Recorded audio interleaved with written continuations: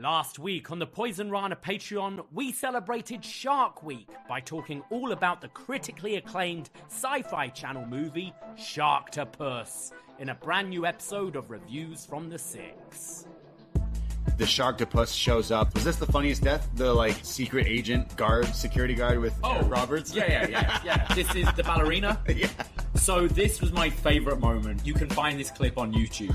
This guy stood there with a gun. With the gun. The tentacle wraps around him, so he drops the gun and then puts his arms up in the air like a ballerina and is just spinning round and round. And as I said, remember, this is, okay, imagine tentacles wrapped around you and you're spinning and action.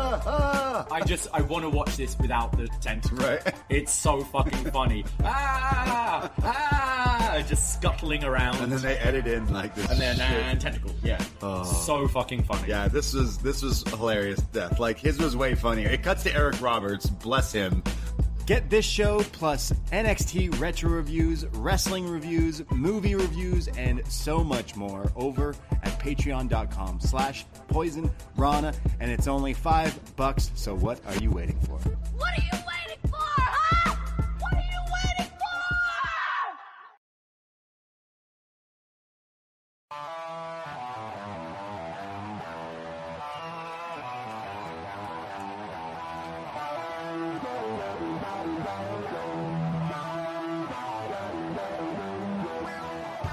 First time in a long time, but back like I never left. Taking each day as it comes, you know me, I don't read ahead. Watch me burn down everything, BDE on the TV set. When I'm in control on the road, you can never really know what's up next.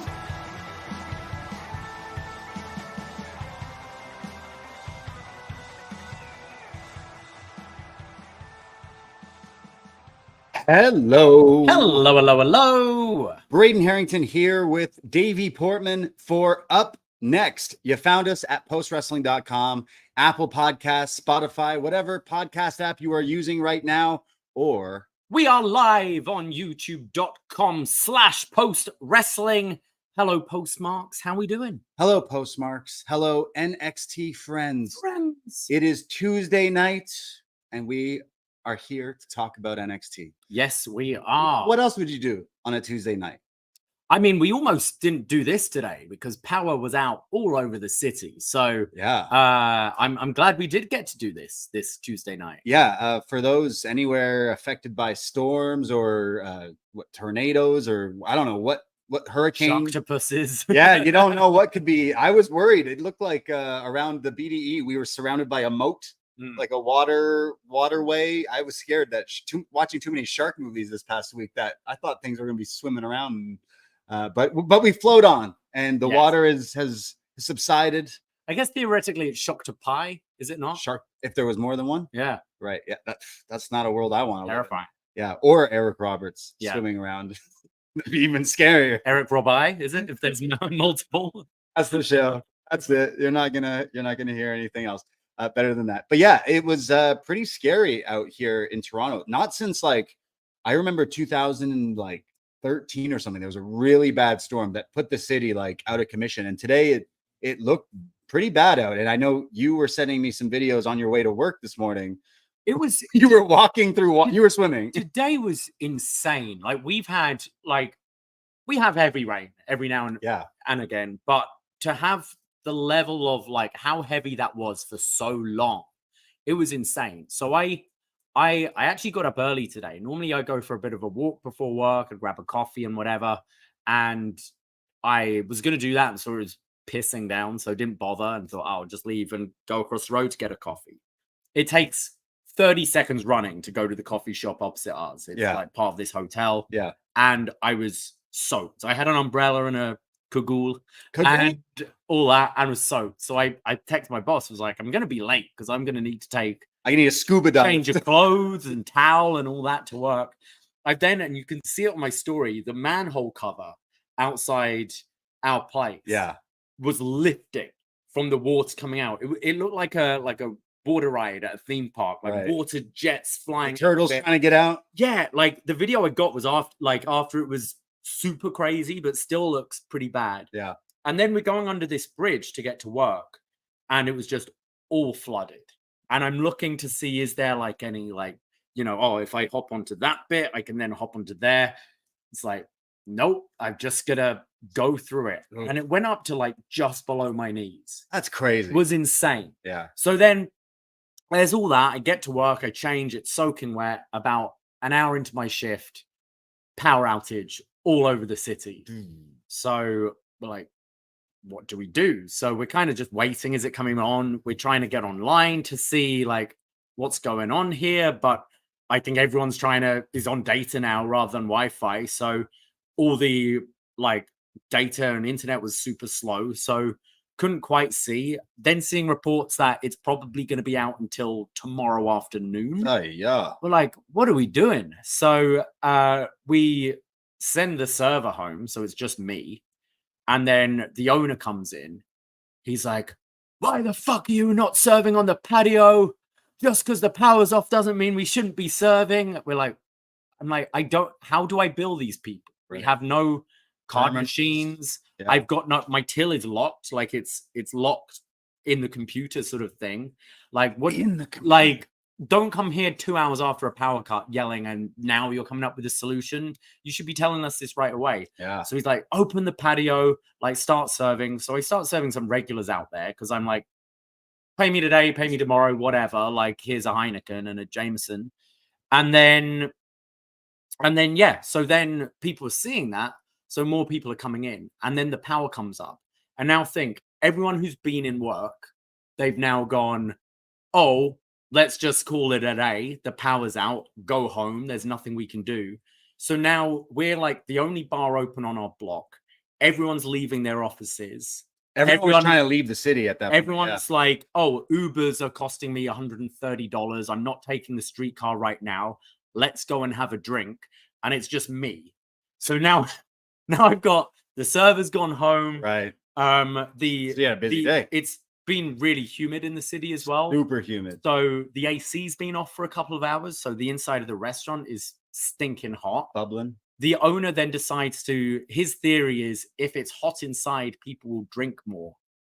My theory is we've got a big patio outside. If you want to be hot, you can sit out there. If you want to be cool, you can sit inside. If you show up and it's like, oh, it's fucking hot and gross and there's fruit flies everywhere, I'm probably going somewhere else. Yeah. So he's opening all the doors. I'm sweating buckets, running around, serving everyone. It was chaos. And when it's like that, it stays with you for hours after, right. Like until the end of my shift. I didn't feel like caught up on everything. It was a nightmare. And then I'm trying to talk to you because I don't know if the power's back. Our power was out here in the BDE. Yeah. And it's like, for a few hours. Are we going to be able to do a show tonight? Like, how long is this going to be down? Are the internet going to go down? Shout out Wei Ting in the chat right now saying he just got his power back. Wow. So just now. We're lucky. I imagine because we are so central and there are all the like offices and I imagine they maybe prioritize like this area first, and we're lucky there. But some people were ditching their cars because the car was submerged in water. I saw trucks fully underneath the water. We have a street here called Lakeshore, which was very funny because it was looking like a lake. Yeah. There was people canoeing down the streets. Yeah. Like I was uptown at my girlfriend's and I'm like, I eventually have to go home. And like, I know that Toronto is basically one big hill and our apartment is, you know, the BD is right near the water. So all the water comes towards us. So you basically swam to work. So what did I do? I put on my pair of Crocs and I got so ready because I saw you like trudging, like swimming. So I'm like, all right. And by the time I came down, I'm like, oh, the water's kind of like this. Honestly, I think flip-flop should have I should have thought. I should have just on some slides and like being like, I'm gonna get wet. Like, let's not ruin any shoes. So it's all because of this Hurricane Barrel, whatever. Hurricane Barrel. Yeah, not the best name, but you know, I didn't name it, but like I'm sure we're not the only city hit by certain things. So wherever you are in the world, I've got a friend in New York who's meant to be coming back tomorrow, and they're getting storm warnings for tomorrow now. So it was crazy, just an absolutely crazy day. And you said like you're working quite a bit this week, and you're back on nights. You're like, oh, I wouldn't mind a drink tonight because it's the only night we could do. And I said, look, I'm still recovering from England's my apologies. Condolences. Money in the bank, mum visiting, all that. I kind of need to take it easy. But yeah, after today, I'm like, all right, I might take you up on that bit. Yeah, it's really hot in the city, and then it was like raining up and down, and people were swimming and everything. It was pretty crazy. So Chris Leone's saying, "Ew, no way would I want to walk through flood waters in any sort of sandals. That water is incredibly dirty and disgusting." It's getting into your feet anyway. Yeah, you know, like I didn't want to ruin my shoes. I'm gonna have to. I washed my feet as soon as I got to work anyway. Like it wouldn't have made a difference. It's pretty crazy. So, I mean, it's dry and hot now, but hopefully people have power out. If you're listening to us now, you have power and data and Wi-Fi or whatever it is that works, but be safe out there. Or you're on a boat with your last couple of percent and you're like, oh, got to hear what those upNXT boys thought of Jensen today. I mean, definitely. But I feel like back in the day when there was power outages that lasted a long time, you'd be like, sweating it. So like we should have like some sort of emergency plan. I mean, food, we got a lot of food. I don't think we'll ever go hungry because we also live above like the roadie place. We're pretty good. But we're two, guys who stock our fridge full of dumplings and whatever else. But no power. How are we gonna cook it though? I guess raw diet. We'd figure put it outside and it would just melt. But we have a friend who works at another pub which you actually used to work at. Shout out. So he came in and was like, I don't know what's happening. They've called me in and just me, but they're saying hold. So anyway, I'm gonna have a few shots while I'm waiting to decide. And then he gets the text like, okay, we're calling it for the day and all that. So he's like, all right, line me up for some shots, Davie. So it's there, he's shooting, and then all the lights come back on. He's like, fuck. His phone starts to ring. No, I'm saying just put it on do not disturb. You don't have signal. Your network's done. Yeah, my phone died because the power was out. So yeah, interesting times, but I think we'll be okay now. Everything seems back to normal. Knock on wood. Yeah, exactly. So that's good. I had a great experience yesterday. Oh yeah. My girlfriend wanted to see this scary movie, Long Legs. Have you heard of the? I hear it's very good. Yeah, I've heard that. I really loved it. I really loved it, but I heard mixed reactions coming out of the theater. Okay. Including I ran into one of our friends who gave some mixed reactions and been obsessed with looking at things up. But Nicolas Cage stealing the show. The renaissance of Cage definitely is something that has to be examined in the future because I can't believe he's bounced back from whatever it is that he kind of disappeared. People made fun of him. I don't think he never really disappeared because he never says no to movies. But now he's like really ever since that Nicolas Cage movie and then he had the Mandy. I really love this movie. I wouldn't say it was the scariest movie of all time, but it definitely left me feeling creeped out by the end of it. And they definitely need to re-edit the Nicolas Cage Freak Out compilation. Absolutely. I mean, the whole movie is that. However, for the first time in a long time, I was a Karen. Yes. So I'm in the theater for a Monday night. I guess this movie is doing pretty well with the hype around it. It's super scary because Monday night at 9:00 p.m. completely full, like a sold out theater, right? So trailers are playing and a bunch of teenagers come and sit kind of close to me in the corner of the theater. And they start talking and they're really loud through the trailers. It's the trailers. I don't really care. Then the movie starts. The talking doesn't stop. I shoot over, it's dark in a theater. I shoot over the glares, trying to look at them like, yo. You do the loud. Or the turn around. Yeah. Nothing, right? Movie's going on for 15, 20 minutes. My girlfriend is like, hey, I actually have to pee, but also might tell the manager to do something. I'm like, oh, I can just tell them to be quiet. She's like, no, I'm going to go, whatever. She comes back. A person comes in the theater and looks around. So the kids stop talking. The lady leaves. The kids start talking again. They're talking to each other. They're talking over everything. I'm trying to enjoy Nicolas Cage being weird. And these kids won't stop talking. So I turn on my old scary dad voice. And I went, hey guys, stop talking. They look like they were shitting their pants. They instantly were quiet. They didn't say a single peep. I could see them trying to eat their popcorn, quiet, right? And after the movie, a few other people looked at me and were like, good for you. So I was like, wow, I can't believe, the last time I was ever in a situation like that, I was probably that annoying kid. I remember Harry Potter 4. This guy was really angry at my friend. It wasn't me because I do not talk in the theater because I'm not an asshole, nor do I go on my phone. That's why I don't like going to movies these days, because there's fucking kids talking and people on their phones.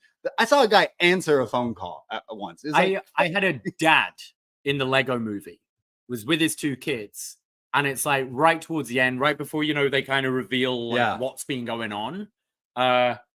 His phone rings. Yeah, no, I'm just with the kids in the theater right now. I was like, I'm not gonna like fight this guy, but I'm like, you ruined this for your kids as well. I was like super into it, and I said something. I went to see Tina, the Tina Turner musical, with my mom the other week, and this woman in front is just like on her phone. So I just leaned in front and was like, "Yo, turn that off." The girl next to me was like, "Thank you so much." I could see her getting like worked up, but didn't want to say anything. And because if they kept talking after I said, "Hey, stop talking," you know me, I would fucking go off on them. I would have been like, "Yo, shut the fuck up." I think sometimes you need that, and I appreciate the courage, Braden, but sometimes you need that first person to make it, because I think often what you see is, if they then start playing up, you have someone else be like, "No, shut the fuck up." Right. And you have more people side with you, and everyone sided with me for sure. Yeah, and other people in the theater who was kind of like making like, it's a scary movie. You're gonna react to it, right? Yeah, like you're gonna react, and it's fine. You know, once in a while you whisper something to the person you're with. Cool. I'm not saying that's a no, but consistently having conversations throughout the whole movie, like, why are you even at this movie? Like, wait for it to come on streaming, because you know I'm here to get scared. I'm here to be everything. So I felt like a true Karen. Yeah. And as we're leaving, I see the manager, and I went, "Hey, I really appreciate that you came in to check on the theater, but you didn't do anything, because the second you left, these kids were talking, and then I had to yell at them." And she goes, "Oh, I'm so sorry." I go, "Yeah, you know, like 15 minutes of the movie were kind of lost, you know." "Oh yeah, okay, here you go. Here's 2 passes." So I got the movie for free. So now I'm gonna go see Twisters for free. Nice. Which is a bad time for a movie called Twisters, considering we had it. Yeah. There's a hurricane and stuff, but yeah, they were promoting that heavily on Raw last night. Twisters, yeah, Twisters. They were saying it's the most realistic Twisters on film ever. Oh yeah, about a year ago I watched Twister, like the original. It's great. Yeah, good movie. So I'm kind of hyped. I like this Glenn Powell dude from Top Gun. And oh yeah, I think he's pretty good. Is he not Rooster? The Hangman. That's the one. Yeah. I'm looking forward to that too. So there's some good movies coming out. I mean, I really like Long Legs, and if anyone's out there seeing it and wants to chat about it, definitely like to hear the opinions and thoughts, because it was pretty good. But there was some trailers for some other scary movies coming out that I was like, okay, that one we watched them film, the one with Josh Hartnett. Okay. Trapped or something like that. They were filming outside our house for like the whole summer last year, but that one's coming out. And then next week I got tickets because our friend Scrump from Chicago is visiting Toronto. I believe he's hanging out with WH and everything. And we're going to go see, on the eve of my birthday, because my birthday is next weekend, we're going to go see Wolverine and Deadpool, or Deadpool and Wolverine, whatever way that goes. And they have a great intro that they've been playing at movie theaters, where it's Deadpool and Wolverine basically like talking to you and basically like, "Yo, bub, put your phone away. Stop talking." And yet these fucking kids still were talking in my movie. So, I mean, that's the issue when you get like, you know, student price tickets, or your parents are like, "Here's 20, have a good day." Yeah. You know, like, I don't like, this is like as soon as you're like earning money and paying with your own money to see things. Yeah. You like value, going to the cinema isn't a cheap thing. Right. And I actually want to see this fucking movie. Yeah. So I have no problem telling people to shut the fuck up in a movie theater going forward, because I was like, man, I'm trying to enjoy this movie. So I became I don't know if it was full Karen mode, but it was justified. I think it's justified. Yeah. Like, no, I think being Karen is often unjustified. Yeah. You know, it's finding issues in things that really it's like, just suck it up. Yeah. Like, having your movie experience ruined. Right. And also standing up for other people in the theater. Yeah. Yeah. No, I think that's good. Maybe I'm just, I'm turning, what am I turning? 33 next week. We haven't done this bit for a while, but yeah. How old are you? And what's your age again? And like, maybe I'm just getting old now, where I'm like, these teenagers, scum of the earth. Yes. No offense to any teenagers, but like, don't talk during a movie. Put your phone away. So there you go. That's what was happening with our rant of the week. Yeah, I had to get it off my chest. Well, let's get off our chest some housekeeping. Yeah. Because we got a whole lot going on. Thank you for listening today. We are up next. We are Poison Rana. We go live every Tuesday night. Well, most Tuesday nights, talking all about NXT. But we have a whole lot of stuff also going on. Please like and subscribe our free feed, Poison Rana, where we have a bunch of free shows every week, including Shot in the Dark. That's released every Thursday by our man.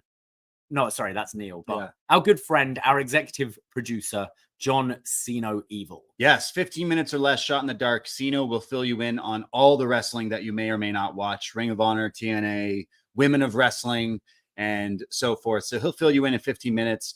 We had a new Eagles Don't Hunt Flies, where Martin Bushby, Dickie Bird, and Brandon from New Jersey talk about John Moxley. And this week they talked about the Shield, the debut match, taking on, is it Team Hell No and Ryback? Ryback in a TLC match. Nice. Oh, yeah. Great match. Yeah, so really good match. They just chatted about that. I believe they even went, I know they did go live as well. So there's a video version on our feed. But we also went live on Sunday with Poison Rana. We haven't gone live on Sunday in a while.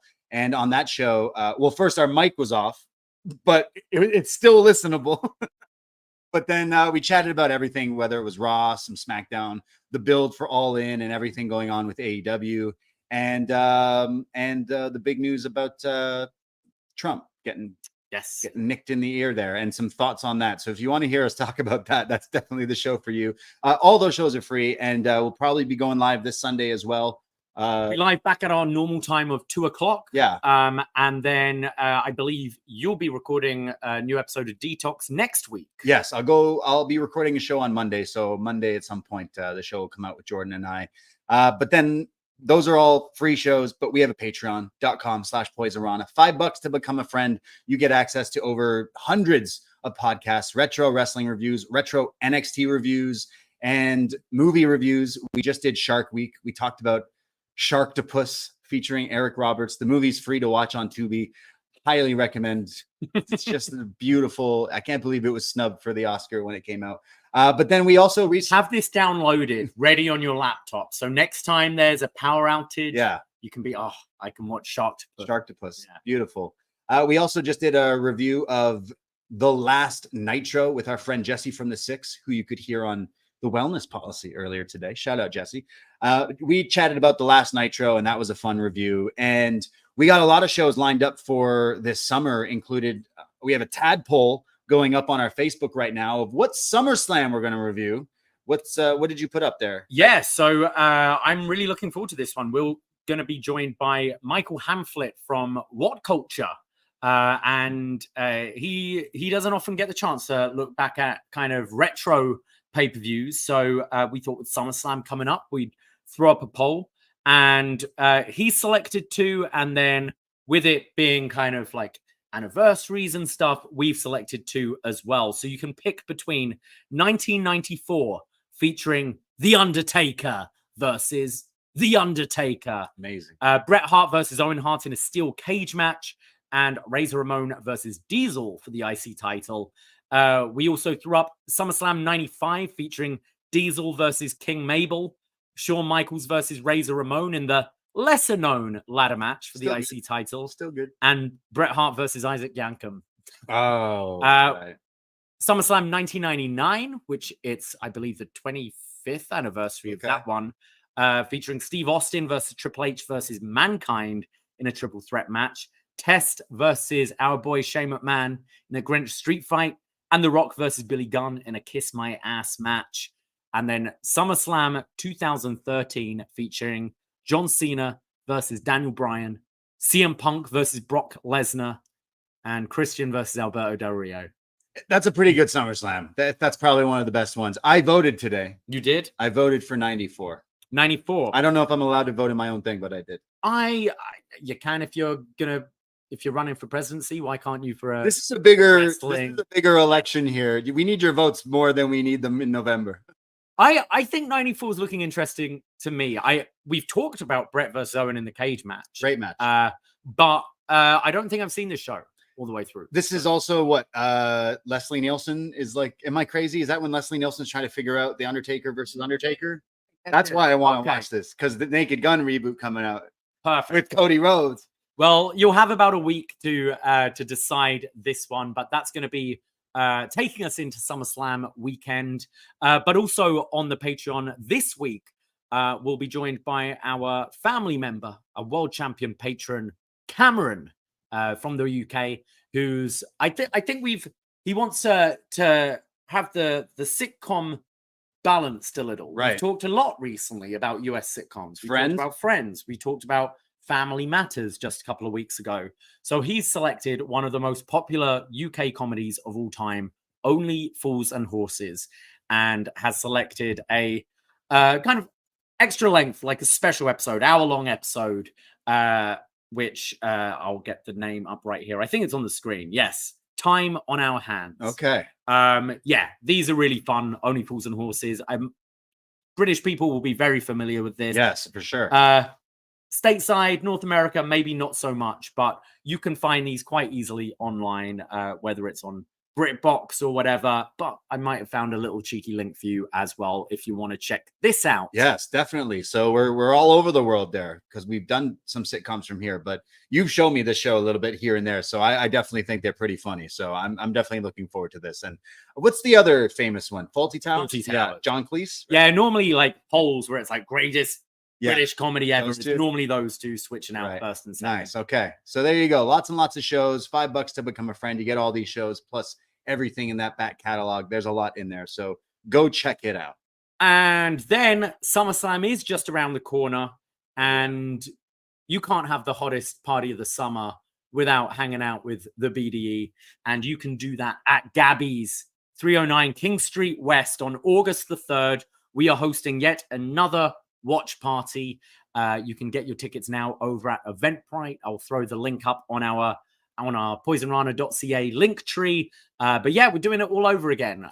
We've got a brand new projector. We'll be throwing it on, sound on. It's Caravana weekend as well. So it's wear your bulletproof vests and everything. It's going to be a fun time. Caravana can be pretty crazy and wild in Toronto, but we're still hosting this. And hopefully we can see some of you fine people out there August 3rd. Remember, WWE likes to start these shows at 7 p.m. now. So make sure you come before that because it'll be starting right at 7. But yes, SummerSlam watch party in the 6. If you're a Toronto area, we've had a lot of fun at these. We have a party every time, and we got some games and some prizes and drink specials and everything. So definitely looking forward to that and having some fun. We still got some of these sweet Stone Cold Steve Austin replica. I was gonna say that we need to give. Yeah, away. we have some cool prizes that we didn't give away during the cash-in that we have for this event that we're gonna have to give out. So someone definitely walking out with an awesome Austin vests and maybe some other things. So definitely check it out if you're in the Toronto area. Our SummerSlam watch party. It's gonna be fun. So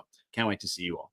All right. Yes. And then of course for everything else at Poisonrana Pod on Twitter and Instagram. Go give us a follow and can see all the stuff we post and keep up to date and everything. I know you use Instagram. If you do, go give us a follow. I think we're 2 away from 500 people. Remember like a year or 2 ago or whatever it was, our Instagram got banned for some reason. We had like over 1,000. We had a lot. And then we're only no reason whatsoever they banned us. So go follow us right now and tell your friend, your brother, your mom, your dad, if you got annoying teenagers at home, go tell them to follow at Poisonrana Pod. Get us to 500. Yes. God damn it. Please. And then after we do that, I'll say we'll get to 1,000. Yeah. All right. But yes. So there you go. Follow all the socials for everything that we are doing.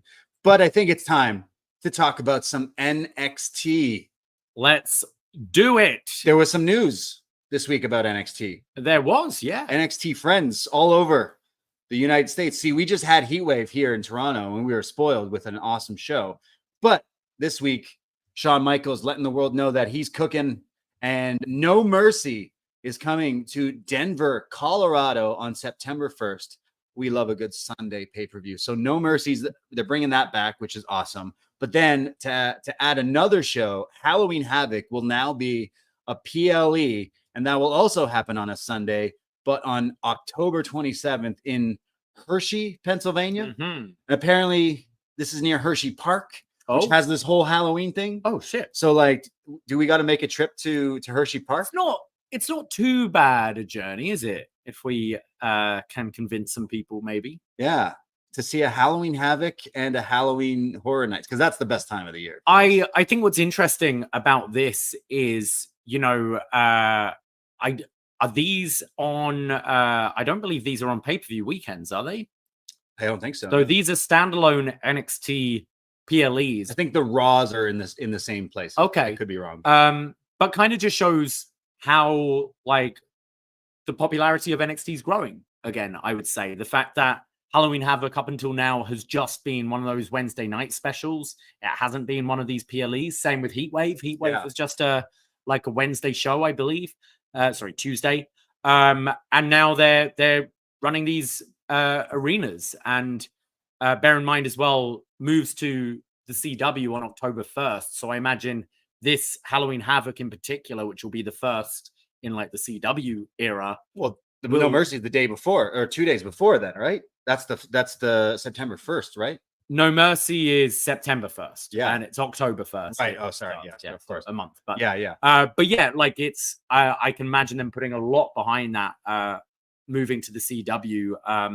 I feel they're NXT's on a bit of a streak right now. So announcing 2 PLEs, I think they'll do pretty well. Yeah, absolutely. Especially the success of Heatwave. Like, yeah, a lot of people were talking about that. The success of how like they've come out of this 2.0 era, and I'd say they definitely injected something into them. Whether you say it's the TNA crossover stuff or not, I just think they've definitely found some sort of stride as of late, and hopefully they can keep that momentum going with these 2 shows in the next few months. So good for them, and that's some great news. And of course, we'll be doing post shows because it's the Sunday night pay-per-view.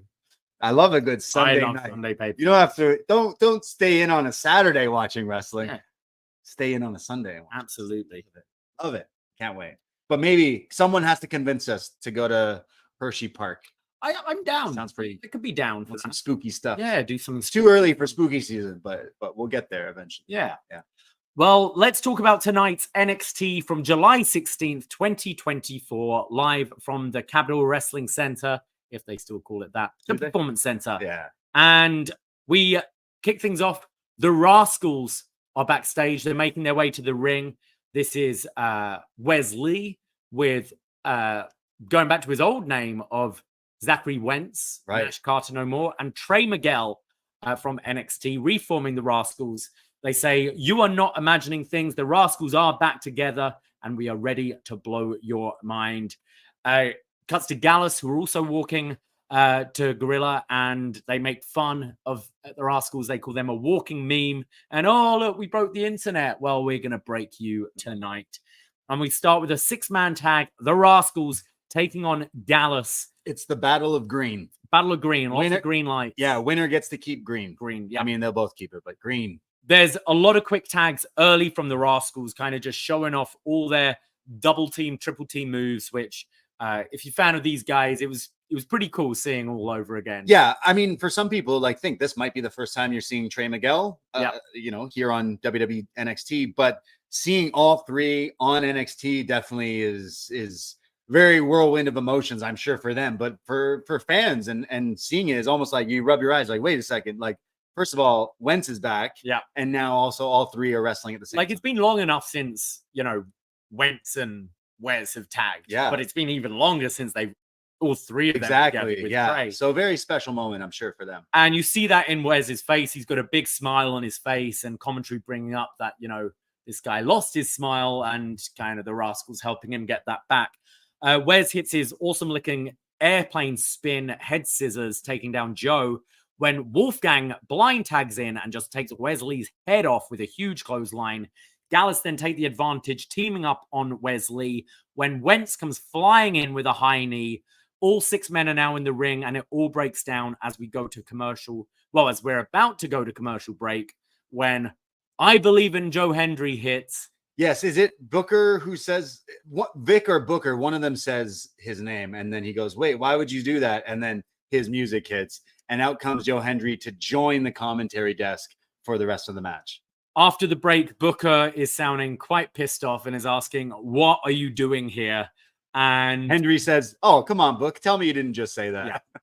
Yeah. Wes then makes the tag to Wentz, who hits a missile drop kick to both guys and a kick up. Trey gets tagged in and hits his cool looking, was it like the question mark kick, like the hook kick? Yeah. Followed by a modified flatliner. And then there's Trey in the middle with Wentz and Wes either side. And they like flip Trey over. So when he rotates, he's coming into a drop kick and the other two complete it. So a triple drop kick. Looked very cool. Yeah. Taking out Gallus. There's then a suicide dive DDT from Dre to the floor. That was crazy. And then a double stop to the bank from Wentz. And then I called it the flip-flop fly. What's it called? The hot fire flame? Yeah. So this is where Wentz does his like backflip and Wes shoves him. So kind of moonsaults onto a guy, but this time's off the apron to the floor. Again, I haven't seen them do this. It brought back I guess the nostalgia from a few years ago. It's been a while of them doing it. I think this move looks way better when you're doing it here. He's on the apron, and Wes is in the ring and then pushes him to the outside. Whereas before he used to do it like as a standing move. Yeah, I think it makes way more sense. It makes more sense to the floor, and it looks like way more spectacular. So hot fire flame back on NXT. I'm not crying. You've got big NXTNA chants and NXTNA. And then there's a torture rack double stomp combo from the Rascals to pick up the win. But what did you think of this opener? Yeah, was this like a double burning hammer stomp thing? It was pretty impressive. It was awesome seeing MSK back working together. You could tell this was a big moment for them. But also as the Rascals just kind of wrestling, I think they're a hot team in wrestling that never got to WWE in this form. So finally seeing them here, you kind of see the bigger picture of like, hey, actually all three of you work really well together. And you're popular. I think, the fans here in NXT, obviously there's not a whole lot of people in these Tuesday shows at the PC, but they've been treating the TNA people like big deals because they're like newer toys to play with here in the land of NXT. But it was nice seeing the Rascals work. And Gallus, we always give them shit and everyone always gives them shit, but they knew what they were doing and they knew what their role was. And they were the big bad heels, but they made the Rascals look like absolute money in this match. So I'm happy that these guys are here. I'm hoping the storyline we kind of said last week that like the Rascals are going to help Wes get his shine back and his smile back so that one day he can go for the NXT world title. But as of right now, I want all the Rascals on NXT going forward. I want them to be, whether it's tag team champions, like think we got Axiom and Frazier. Any two pairings of these two against them would be great. But as an opener, I thought this would be the main event, but as an opener, this was pretty awesome. Look, I enjoy Joe Hendry a lot, but of the TNA people coming over, I'm way more excited. I think there's a bit more longevity in the Rascals as a run, whereas Hendry can be a bit of a, like, he's fun, he's a bit of a meme. Right. But I wonder how long that gimmick could go for in a way. Whereas the Rascals, I just feel they look so right. Like they don't look like they've missed a beat, the three of them together. Exactly, yeah. And if you are familiar with them from their work from years ago as a trio, it was so awesome to see them back together. Yeah. And they've got such innovative moves as a trio. It just feels right, I think, these three. Yeah, I was bringing back like, oh man, these guys were pretty good on. And I always thought like, oh, where will these guys end up? If this guy never left NXT, would these guys be a team on the main roster? Would they be, tag champs at this point? So this might be like a good reset for them. And I know if we're having some of the TNA talent that, maybe their contracts end and then it's become the developmental for WWE, then like there's probably a chance we get some of those talents signing with WWE and, like your Jordan Graces and stuff. But I could imagine that seeing these guys in just this first match to some people would be like, oh, that's something we should have here. So I just kept remembering that, like the memories of Lee and Carter eating popcorn with Beth Phoenix. Right. Remember they would do that and like all the silly things that they would do. So I'm finding was it the Guru or no? What did they call it? They had RVD. They were searching for months. Yeah, there was some not great stuff too when they were but yeah, I'm looking back at the good stuff and I'm happy that they're here. You then have Joe Hendry doing a voiceover recap of last week and how he tagged with Trick Williams, etc. Yeah, he does a little joke here where he mentions that, Trick needed a partner, so it's a tag team match playa and all this stuff. But he's basically the voice of the recap. We then have Kelly Kincaid interviewing Chase U, and she says Roxanne Perez is going out to the ring, and Thea goes, "Oh, sorry, Roxanne is next. It's time to go." as Thea's getting set for a potential title match down the line against Roxanne Perez. Chase then says, when Duke Hudson is on his A game, there are few who can touch him, as Duke is in the main event for the North American title. And Chase says these opportunities don't come around often, and he'll show up and be the new North American champion. And Riley says that he's going to do the unthinkable tonight, and he doubted him last week, but now he's sure that Duke will walk out and bring the North American title to Chase U. Yeah, I was definitely getting Riley's saying a bit too much here. He's seeming a little too serious. The way Riley sounded here, he was setting himself up for a turn, and maybe it didn't happen tonight. Maybe it's down the line. It's been the story of Chase U since day one. Yes. Because the second they debuted, it's like, this is a silly gimmick. There's no way this lasts. And it's like, it's still lasting, but in the best way possible. Ethan Page is in Ava's office, and he says that he feels NXT is an unsafe working environment. And that's when, to be fair, not wrong. There was a murder last week that everyone seems to forget about. And this is where Oro comes in yelling, and Ava says, "Oi, not in my office." And Oro's like, "Yeah, well, you want to fight me? Give me a title shot." And Ego says, "Oh yeah, let's reward terrible behavior."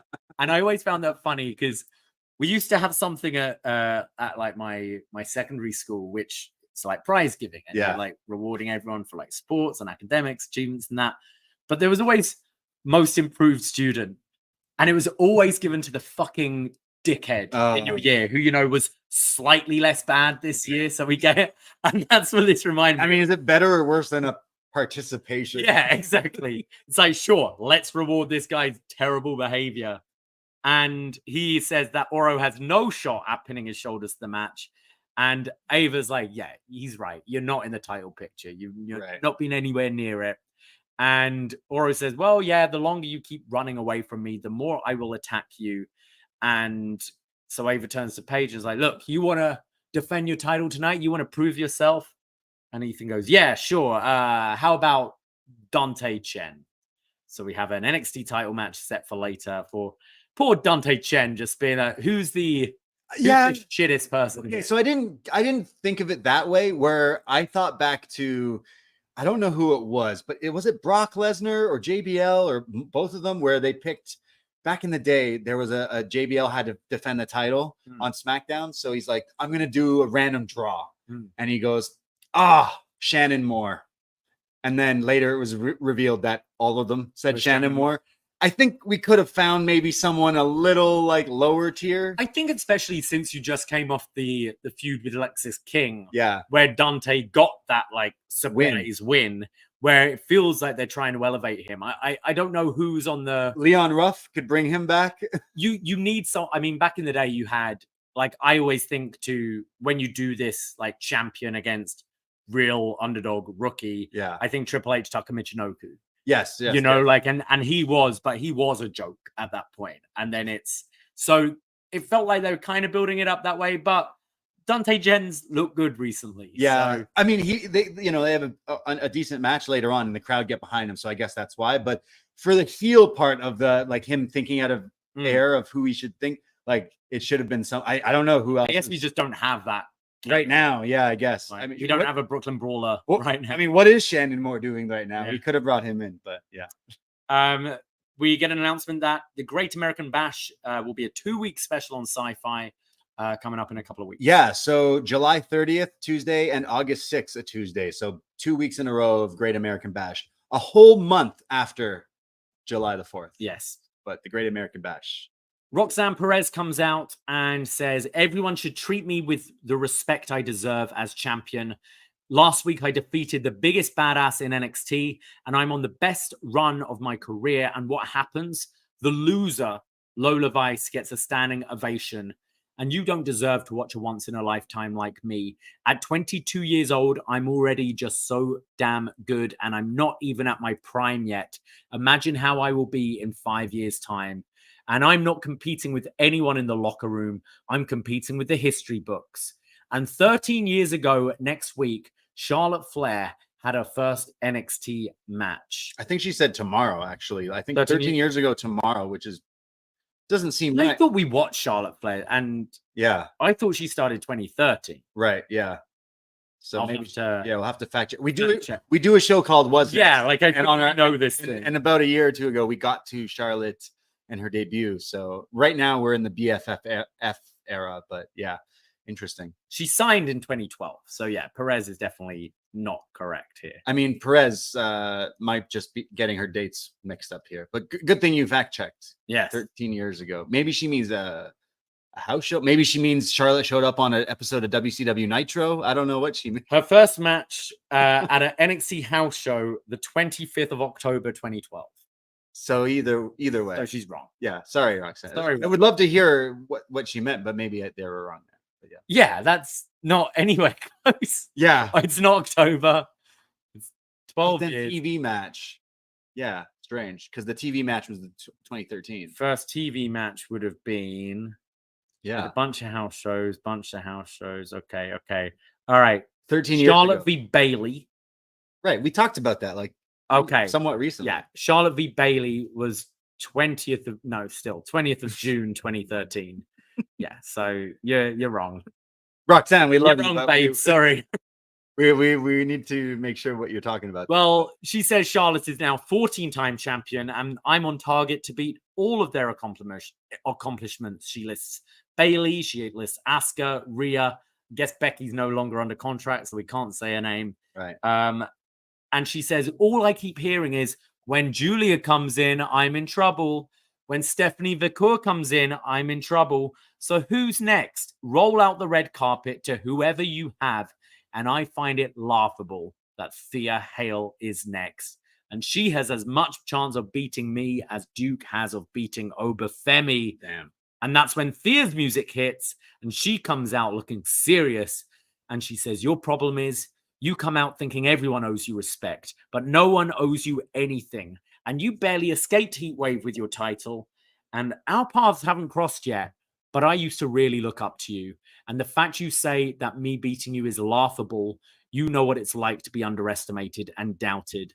I've fractured doubters' arms. I've beaten doubters that I've never been supposed to beat. So at Great American Bash, open up that history book and hand me the pen so I can write Thea Hale, one of NXT's youngest champions. Damn. Rox mocks her and says, as long as I'm holding this, it's not your time or anyone else's time. You're just not ready. This title is for big girls, not children, and you're nothing but a little girl. And Rox kicks her in the gut, takes her down with the crossface, but Thea counters it into the Kimura lock when Ridge Holland runs out and pulls them apart. Doing Ridge. Yeah. Just because it reminds him of his daughter. It's like, I don't want to Just remind me of my daughter.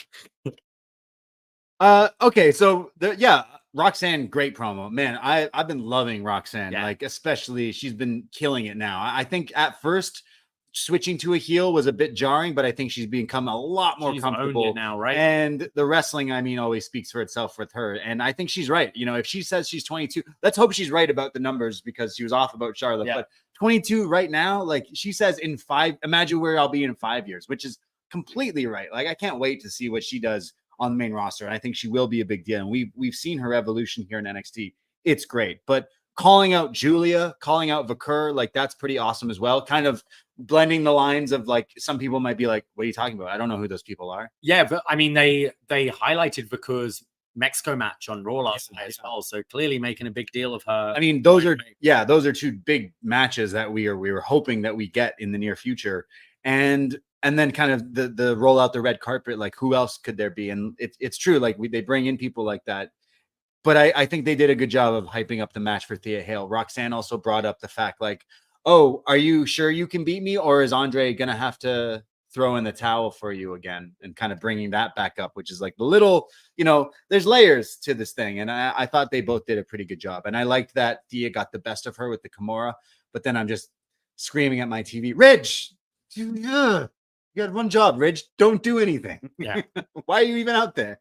Yeah, I agree with you about Roxanne. I think she's sounding so confident, and this is really the title reign she kind of deserved in the first place. Her first reign was nothing really. Like even the win was kind of out of nowhere because they were getting rid of Mandy Rose, and they kind of hot-shotted it and then had the Mako match and vacated it, essentially. Yeah.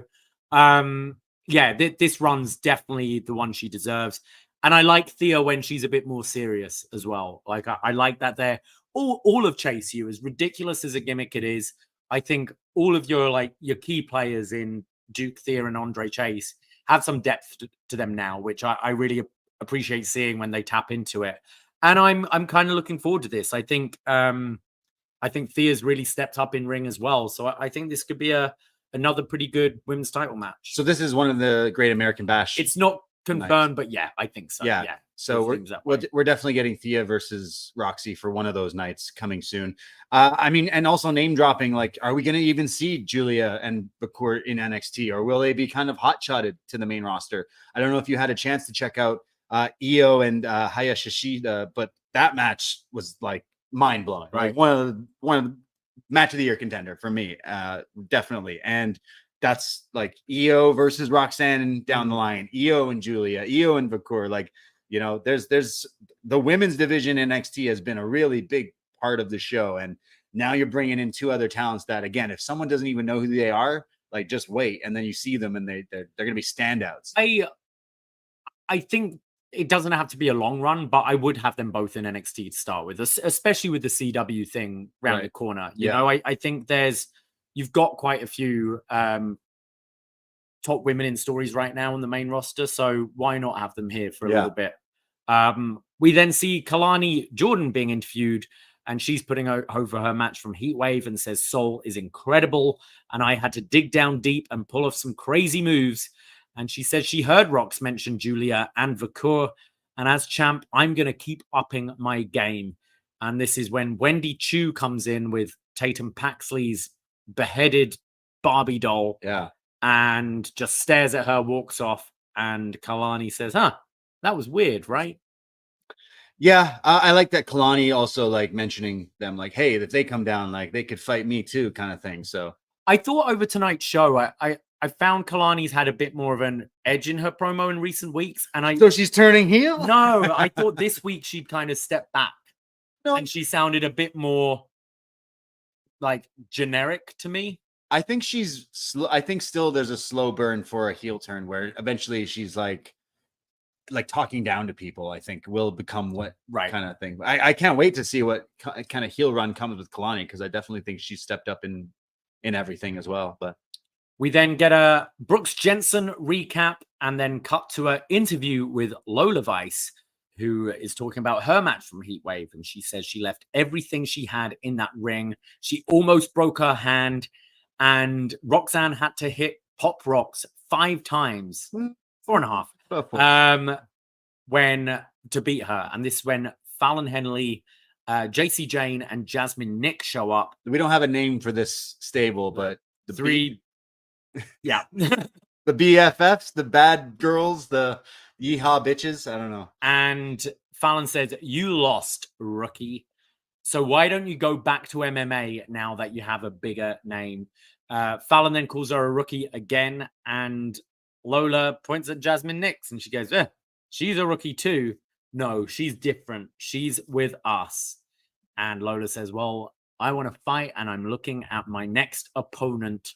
And this sets up Jacy Jayne versus Lola Vice. She's now like carrying the dashing thing. I guess she realized it's kind of weird wearing 2 face. She's like, Cody, I appreciate the dashing Cody Rhodes thing. Your head's bigger than mine. It's not safe for me to wear this. But meanwhile, there's a guy in OTM like, bro, like my face is also it probably fits me. But anyways. We then go to Javon Evans versus Brooks Jensen. Brooks coming out with a bit of a new look and his knockoff Separate Ways theme. Yeah, is this a different Separate Ways style theme song? I swear it sounds different from the ones we've heard before. I could be wrong, but definitely new music. He's got like longer pants on here. Kind of like Hardy Boy style. Hardy Boy, but then he's got like underwear hanging out and some sneakers. But he's got the mullet, so he's like kind of mixing a bit of old school, new school thing going on here. I wasn't a lover of the gear. I guess he's going for that kind of street gear. Like he's not really outsider. A bit of an outsider thing. I think think he can work on that. I liked it, especially But for the new look. The hair, the flow is yeah, sure. definitely the flow. But I definitely think like at least he's wearing something that's not just like the trunks like he was before. Yep. So it stands out for sure. He comes out with Briggs, and as they're entering, he's turning to Briggs saying, "I don't need you." And Briggs is saying, "Look, you were going to get fired, and I vouch for you." He's so I'm really coming out. Really hitting it over Like, the head if here. you missed last week's show, I'm the reason you're back. you've got 30 seconds to catch you up on this entrance. Javon is just showing his speed and his bounciness right away. They're on the floor, and Javon leaps from the floor to the bottom rope with a springboard moonsault back to the floor. Okay, like we've watched wrestling for a long time. Never seen someone do this. I don't know the precision to be able to jump and bounce off the bottom rope from the outside of the ring and then moonsault. Very, very crazy. I know his catchphrase is "that boy bouncy," but he lives the gimmick because he is. He then does his like spinning, flipping kick in the ring.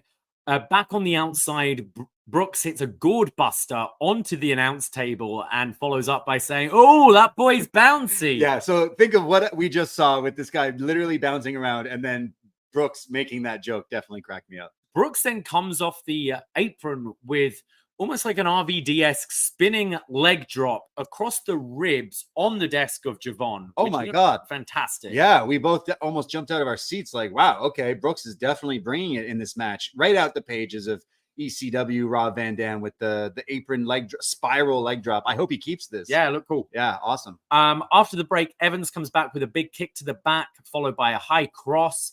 And then Brooks counters into a Gotch-style neutralizer for a 2 count. Look at it. He's going through the playbook of just great wrestling moves because, you know, he got the RVD move in there and then a Gotch neutralizer. Very impressive from Brooks. This is when Sean Spears now comes out, who's kind of had a bit of a feud with Javon and Briggs.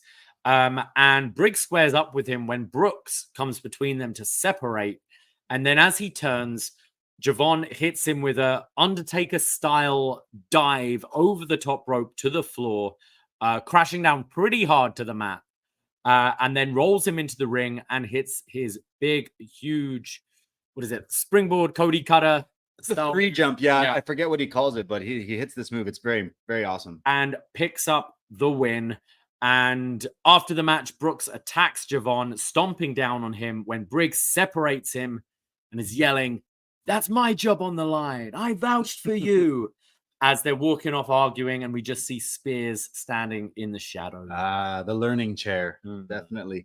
Yeah, this was great. Like Javon Evans, I mean, after the Heat Wave main event he had a week or two ago, I think he has a lot of people's attention, and he's going to find himself hopefully with an awesome, you know, spot in WWE, because so far so good. He is one of my favorites to watch, and he has quickly become one of the most watched characters on this show, at least for me. So this guy has not had a bad match since being in WWE. So fucking great. But the story is Brooks and how much they're putting behind him. And, you know, if you've listened to us, we love Brooks Jensen. And I love this new, I've been liking the weird, like Pillman kind of outsider, whatever gimmick thing they're doing. I think there's been some missteps. I still think he should have kicked Sean in the head, but I like this. I like that he's, you know, showing new wrestling moves and, you know, showing an edge to him as well. So far so good. And where it's going, I was definitely impressed from Brooks, and that's definitely what I got out of this match. Absolutely. I thought both looked good. Like Brooks, yeah, as you said, showing off some moves we hadn't really seen from him before. Manning up a bit as well. Yeah. Like he's been a kid, you know, we've watched him trying to date and send him his dating videos. That's right. And all the stuff with Kiana. Oh, that's yeah. right. Yeah, They're now, like, you know, being a bit more of a man. And they put a lot behind him, not necessarily on screen, but, you know, building up the last couple of months. And we'll be talking about him towards the end of the show as well. But yeah, I was impressed with both guys here. These are definitely like the future. The future, yeah, for sure. If they can continue on this trajectory, I think like these are two of great. Yeah, these are two of the youngest wrestlers on this. Like these guys are young, and they're putting on like a match 20 and 22, I think. Crazy, man. So this was honestly like a highlight of the show for me, because this is two very young up and coming guys. And you mentioned like Brooks going through the Virgin gimmick. Think we have our watch parties, and we've had the Brooks Jensen Virgin cocktails. What was it? The Brooks Jensen? It was the Moscow Mule. Like but Moscow Mule with some pineapple. See, now this guy, I found this shot, and it's a very strange shot. And I know his gimmick is that he's been drinking and all this stuff. Right. But you're a bartender. Have you heard of the 3 wise men? No. Okay, so you get Johnny, Jack, and Jim, and you put it all together and drink it at once. It sounds really rough and edgy, but that's what Brooks Jensen is right now. I said, like, okay, I get doing like maybe 3 shots in a row. Oh yeah, that makes more sense. Is that how it is? Oh, right. Maybe because otherwise, like, all right, I got this idea of a shot. I get some Grey Goose, I mix it with Tito's, and then I throw a bit of Smirnoff in. Yeah, that's okay, better. just mixing vodka. Yeah. Great, but when you're doing the 3 shots, that's really almost like a little flight. Yeah. The three wise men. Yeah, the 3 kings. Sorry, what were the 3? It's Jim, Johnny, and Jack. So okay, so a bourbon, a Scotch, and a blend. Yeah. There you go. Yeah, Brooks, let us know if that's something you've had. Would you? I mean, we know our good friend Bruce Lord is a Scotch guy. Yeah. John Pollock's a bourbon guy. Right. I like bourbon. I'd say I'm more of a rye guy. Rye guy? Yeah. Like you're ginger. You're a bourbon? I like all of them. If it makes me feel good, then it's good. I'm a tequila guy. Over whiskey, but it's hard to be a tequila guy right now because with this LCBO strike, there's very little tequila. Our liquor stores are shut down right now because they're on strike here in Ontario. So it's really get what you can get. Yeah. We're like our friend I mentioned earlier came in from another bar. He's like, you have so much more than we do. Right. We're down to like nothing. We've ran out of Jaeger and tequila, and it's hard to get hold of it. Right. So we'll have to know, because remember you asked Will Ospreay what drinks would he like to name the Ospreay something fruity, and he replied something fruity. So we'll have to get back to Brooks and like update, because it's definitely whiskey based. Is it whiskey based? Yeah, the Young Bull Buchanan Jr. Right? True. The Young Bull. That's a name he should use. The B3. The B3 isn't the B2 a shot though? The B2 is the B52. B52. All right. You just removed the 50. Yeah, we'll get back up to that, and maybe we'll add it to the list. I think the Brooks Jensen is still on your list. It's still in the system. Yeah, so anyone who comes to our SummerSlam watch party can order the Brooks Jensen. I made on Saturday. I had this couple from the States who were over celebrating his birthday, and they were on margaritas the first night, and then the second night they came in. And he was like, "I don't want to do a margarita again," and it's like, "Okay." He's like, "But I still want tequila based." I was like, "All right, do you like a little fruity?" And he's like, "Yeah." Made him the Poisonrana. Oh, and I was like, "This is great. I'm having another." Wow. All right, there you go. I mean, our drinks a week or two ago at the cash-in, your wrestling themed drinks were pretty good too. All of them. The Blue Thunder Bomb. Oh yeah, the big hit. We see Charlie Dempsey, who approaches the family, who just showed up to play cards this week. Yeah, they're all APA playing. They're gambling in the back. Like, surely one of them has a nicer, like, a house with a couch and stuff like that. Yeah. They're all on folding chairs, a little folding table. Well, I remember the times like these guys used to be on boats. Yeah. Now they're just on folding chairs. So, and Dempsey's going, psst, psst. D'Angelo's like, "What are you doing? You don't psst the Don." And Dempsey goes, "Yo, did you see what I done?" He's like, "I need to talk to you about the thing." The thing. And Tony's like, "What thing?" And he's like, "The thing." It's like, "Yeah, Miles told me." So Miles told you? Yeah, he tells me everything. What? Miles tells you everything? Ah, I'm busting your balls. But I'm impressed. I didn't think you had it in you. They're referring to the murder. The murder of Damon Kemp. Yeah. And Dempsey says, "Yeah, but look, I found myself in a situation and I need advice. So what if hypothetically I said hypothetically speaking, I said a witness saw me And Tony's like, well, you take him for a swim. You know what to do. Say, oh, but hypothetically, what if it's a him? It's not a him, but a her. Tony's like, yo, I'm not fucking with that. You're gonna have to take care of this on your own. Yeah. Okay. So recap. Last week, Ren St. Clair saw them. She's the witness to the crime of them stuffing Damon Kemp's lifeless body in the trunk and never to be seen again. Just kind of like his brother, I guess.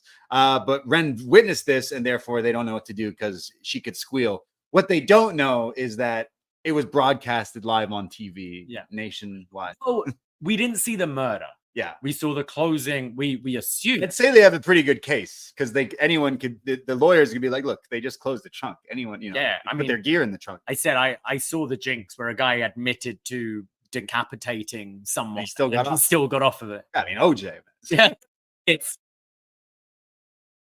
we closed the trunk. That's all we did. Yeah, I killed him. I dismembered his body, but it was self-defense, and I'm in Texas. And they're like, "You got a point." Here's the gun for showing up to court. So he's basically going, Tony, will you help me kill? Yeah. Will you kill Ren Sinclair for me? Tony's like, nah, I don't do that. You know what? Charlie Dempsey comes into NXT and he's shown off his wrestling, but something that I think people have been maybe criticizing his maybe like character and like promo and stuff. So what I'm imagining is they're making him try like a bunch of stuff. And just like his dad, Regal always did a lot of comedy. So mixing in like, mafiosa and murder and everything wasn't on my bingo card of like, wow, I can't wait for Regal's kid in NXT. But at the same time, he's going to need to do this. Honestly, it's working for me. It's going to need to do it. Especially if you, I know we're not in a Vince WWE now, but you've got to have something. You can't just be a good wrestler. Good at wrestling. You need something. And I think Gunther is someone who's just like so good right now. Like I loved his segment with Priest yesterday. Calling him a bum on Raw. Yeah, but he's just showing so much more than just, I come out and have good matches. You need a bit of personality. And I'm not saying this is going to be Dempsey forever, but he's got some laughs out of me, and he's showing he has maybe got some of the chops his dad had when it came to the like absolutely comedic timing and that sort of thing. Absolutely. Also, he's been announced for the Bloodsport in Brooklyn in a few weeks or next week. So he's doing everything right now. Yeah, TNA, Bloodsport. Awesome. He did All Japan, didn't he? Man, I can't stress enough. This is the guy who's retiring the Dragon. Regal's kid is retiring Bryan Danielson, or sorry, Daniel Bryan. Yeah. We see Dante Chen being interviewed, and he says, I'm surprised that Ethan Page offered me a title match. And I know Page just thinks I'm an easy opponent, and that's why he picked me. But that's why I train like crazy, just for these opportunities. That's why I run in 100-degree heat. And when you have your moment, you have to make the most of it. Yeah. Pretty good. I mean, this guy has been pretty good in the little spots he's been given on NXT, and pressing on Level Up and that kind of thing. Yeah. We then see Trick Williams, who's on the phone. He's FaceTiming. We don't quite know who at first he's talking to. And he's saying that he doesn't recognize himself since losing the NXT championship. Then the camera kind of turns around and we see he's chatting to Ilya. Yeah. And Ilya asks, what do you want? He goes, I want my title back, but Page won't give me a rematch. And he says, well, there are two different things there. And see a Trick, I'm sure you'll figure this out. And then Pete Dunne, after attacking Sheamus last night, is just sat in the background. Again, not quite sure why. Like, just hanging out. Well, his partner's injured. Tyler's injured. Yeah, but he's on Raw. Yeah. He's on Raw. He was in, where were they? The Nutter Arena. Here. Did you hear that? The Nutter? The Nutter Arena. Excuse me? Yeah, Pat McAfee was having fun with that one. Wow. And Trick is like, hey, Pete, what do you think I should do? And Pete just tells him, figure it out yourself. Walks off. Mean Pete. So I assume we might get Trick v Pete down the line. That sounds pretty good. Which I think is good for Trick because, like his matches with Ilya brought out the best from him. And I think Dunn could do something similar. So since Tyler's been taken out, Tyler Bate is injured. So now Pete is, I guess, acting heel. You said, why did he attack Sheamus? Is it because Sheamus changed his theme song to that I didn't know god awful whatever Def Rebel shit that is. He comes back with too many limes and then changes it again. That's like the biggest. That's the biggest heel move. Like that theme is awesome. Yeah. So last week, Bronson Reed attacked Dunn, and Sheamus came out with the save, and Dunn was like, "I don't need you," essentially. And this week, Sheamus beat Reed, and then I think Reed went to attack him after, and Pete ran out and attacked Reed, but then attacked Sheamus. Okay, so I assume we get Pete Dunne versus Trick very soon. Maybe Great American Bash. Yeah, I'd like that. One of the weeks. We go to the NXT Championship match: Ethan Page versus Dante Chen. They give Dante a lot early on, and then Page comes off the apron with a back elbow and takes the advantage. Chen reverses a DDT with an inside cradle for a near fall, and then fires up with a double chop to the chest. But Page comes back and hits the Ego's Edge for the win. Yeah, pretty decent match, a pretty quick match, but it gave a few hope spots to Dante, especially a few roll-ups there and certain palm strikes that Dante has been pretty impressive, and the crowd really got behind. So again, I'm assuming that's why he was put in this position, because giving him these big hope spots for the crowd to react to. So there wasn't any doubt in anyone's mind that this guy would beat Ethan, but it was good for what it was. I wasn't as keen on this. I often like, I brought up the Triple H Tucker match, or whatever. I like when you get, I think your guy like Ethan Page here has to look dominant throughout. Right. And then you give like a fire up. Think like the Lesnar Bryan match or the Lesnar AJ match, where it's just Lesnar killing him, and then it's you catch him with something, and you get those hope spots, and then ultimately Page wins or whatever. I thought they gave Dante way too much, and especially when Page, I think he's still got his doubters right now. Yeah, the first he's had 4 matches, right? And apart from the 4-way, which was excellent, I don't think he's been too impressive in ring. And I like Ethan. He's not very flashy in ring for sure. Like his move is the Razor's Edge, which is I guess a cool looking finish move, but some of his other moves aren't obviously he's a heel, so he's got to play that up, but he doesn't have necessarily the most exciting. And that's where I think if this was more just him bullying Chen, really just pummeling him, and then Dante catches him with a kick out of nowhere and an inside cradle, and you think maybe it would have worked better, but instead it kind of looked like Page got a little lucky. Right. Which I don't think on your first title defense you should really be doing that. And then, so then the story comes afterwards where I think they'll go that route in the match we're definitely getting at Great American Bash. Yes. So after the match, Oro Mensah runs out and attacks Ethan Page once again. It's the chicken and Peter Griffin. Yep. Again. Page lays him out and walks off with the title, but Mensah attacks him again and then hits the rolling capo kick in the ring and then sends him into the corner and hits his really quick wheelbarrow kick to their face. This move is cool. And gets the visual pin, hooks the leg, 1, 2, 3. So gets a visual pin over your champion. And then he kind of says do I deserve it now? Am I in the title picture? Well, no, you didn't pin him in a match, but yeah, you attacked him. I've been liking this feud, and you know what? Since the injury with Noam Dar, Aura has definitely stepped up. Every time he's wrestled, actually, he's surprised us and actually, you're really good. But also his character and his attitude and his promo is also something that's really stepped up for me. And I would say that easily we're going towards this match for one of the nights of Great American Bash. And I think in that match, they'll do exactly what you said. I think Ethan Page will be so fed up with this guy, right, from this attack that he wants the match. And then he'll be beating on him for the whole match. And then finally Aura gets these crazy hope spots. And then eventually. I hope so. Yeah. I have a feeling he'll do that for sure. But I'm kind of liking this little mini feud for a while. It's not a PLE. Aura's been beefing with him for a bit, so it's a good level for one of these TV specials. Yeah, for sure. Yeah.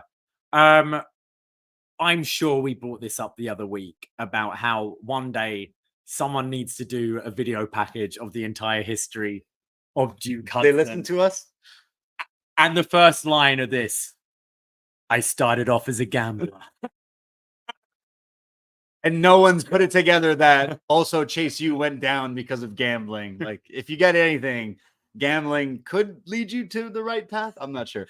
This is a great video highlighting Duke We got the return of the Aladdin vest. Yeah, looking like Aladdin. I started off as a gambler, grew into an MVP, and tonight I become NXT North American champion. You know, like it was great. Yeah, I really like this. I really did too. And you know what? It's totally right. Like Duke has been this like enhancement talent jobber here, really lost in the shuffle. He was fucking playing poker, guys. Like not like Tony D and the Family Tonight. He was just, that was his gimmick. Remember Grimes scammed him out of money and everything. Yep. Like he's been dealt a bad hand, if you will, for quite a while. And then he was thrown into the Chase U thing, which was like, okay, whatever. And then totally ran with it. And anything he's been given, he's put like all of his self into it. So you know what? I think Duke is going to be fine in WWE. I don't even think he needs the Chase U character going forward, like in main roster, but I kind of hope that somehow it does kind of stay connected. If they could find a way to make it work on main, I don't know if it's a main roster act. Yeah.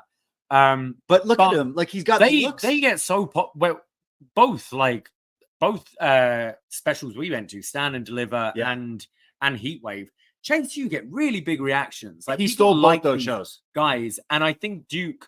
I think people underestimate. I think it's a weird thing with bigger guys currently is we used to seeing the smaller guys be flashy and you say, it's just another big lad and kind of discount them. And I think Duke gets that a bit. And I like him. I do. And I think he's definitely connected with this crowd. And this match has to be off of Heatwave. Like, we saw what you did. Like, have this. And I hope this momentum continues. But I think NXT have also been doing a really good job of hyping up their main events in the bulk of the show recently. They've done this quite a lot recently where they've been doing your video packages throughout the night to hype up whatever your main event match is. I've really loved Duke and it's like almost like a redemption story. Yeah. Like this guy was given such a shitty gimmick and then kind of thrown into something else. And now it's like one of the highlights of the shows every time. So it's like really he's a testament to just his own talent. And like I said, he's become one of my favorite characters on the show as well. So I'm all in on Duke. We see Gallus, who are pissed off that they lost their match to the Rascals and say, they should just go back to TNA. And if it wasn't for Joe Hendry, we wouldn't have lost. And I wish he would go back to Scotland when Hendry's music hits. Backstage music plays, not like they're backstage. So say his name, he appears. He claps and he says, you're just jealous I'm the most talked about person in NXT right now. And they say, look, no one likes you here. And when people think of Scotland, they think of Gallus and Drew McIntyre, not Joe Hendry. Right. I loved Joe Coffey here being very eccentric, like as he's yelling, flipping his hair and his mustache going everywhere. I got a laugh out of that, but also got a laugh at Joe Hendry, like the appearing out of nowhere. Yeah. Like he's Beetlejuice, like you say his name and he shows up. It's a pretty funny gimmick. I hope they don't overkill it because they can definitely WWE, once they find something that's cool, they definitely are known for making it uncool. Yeah, I think that's the worry. For me with this character. And maybe doing this little TNA stint and disappear for a bit. Yeah, I mean, he's got something coming up that we didn't really talk about last week, but in just a few weeks just a few days, TNA Slammiversary in Montreal, having their biggest audience in over like 10, 12 years or something. 4,000 people. TK, eat your heart out.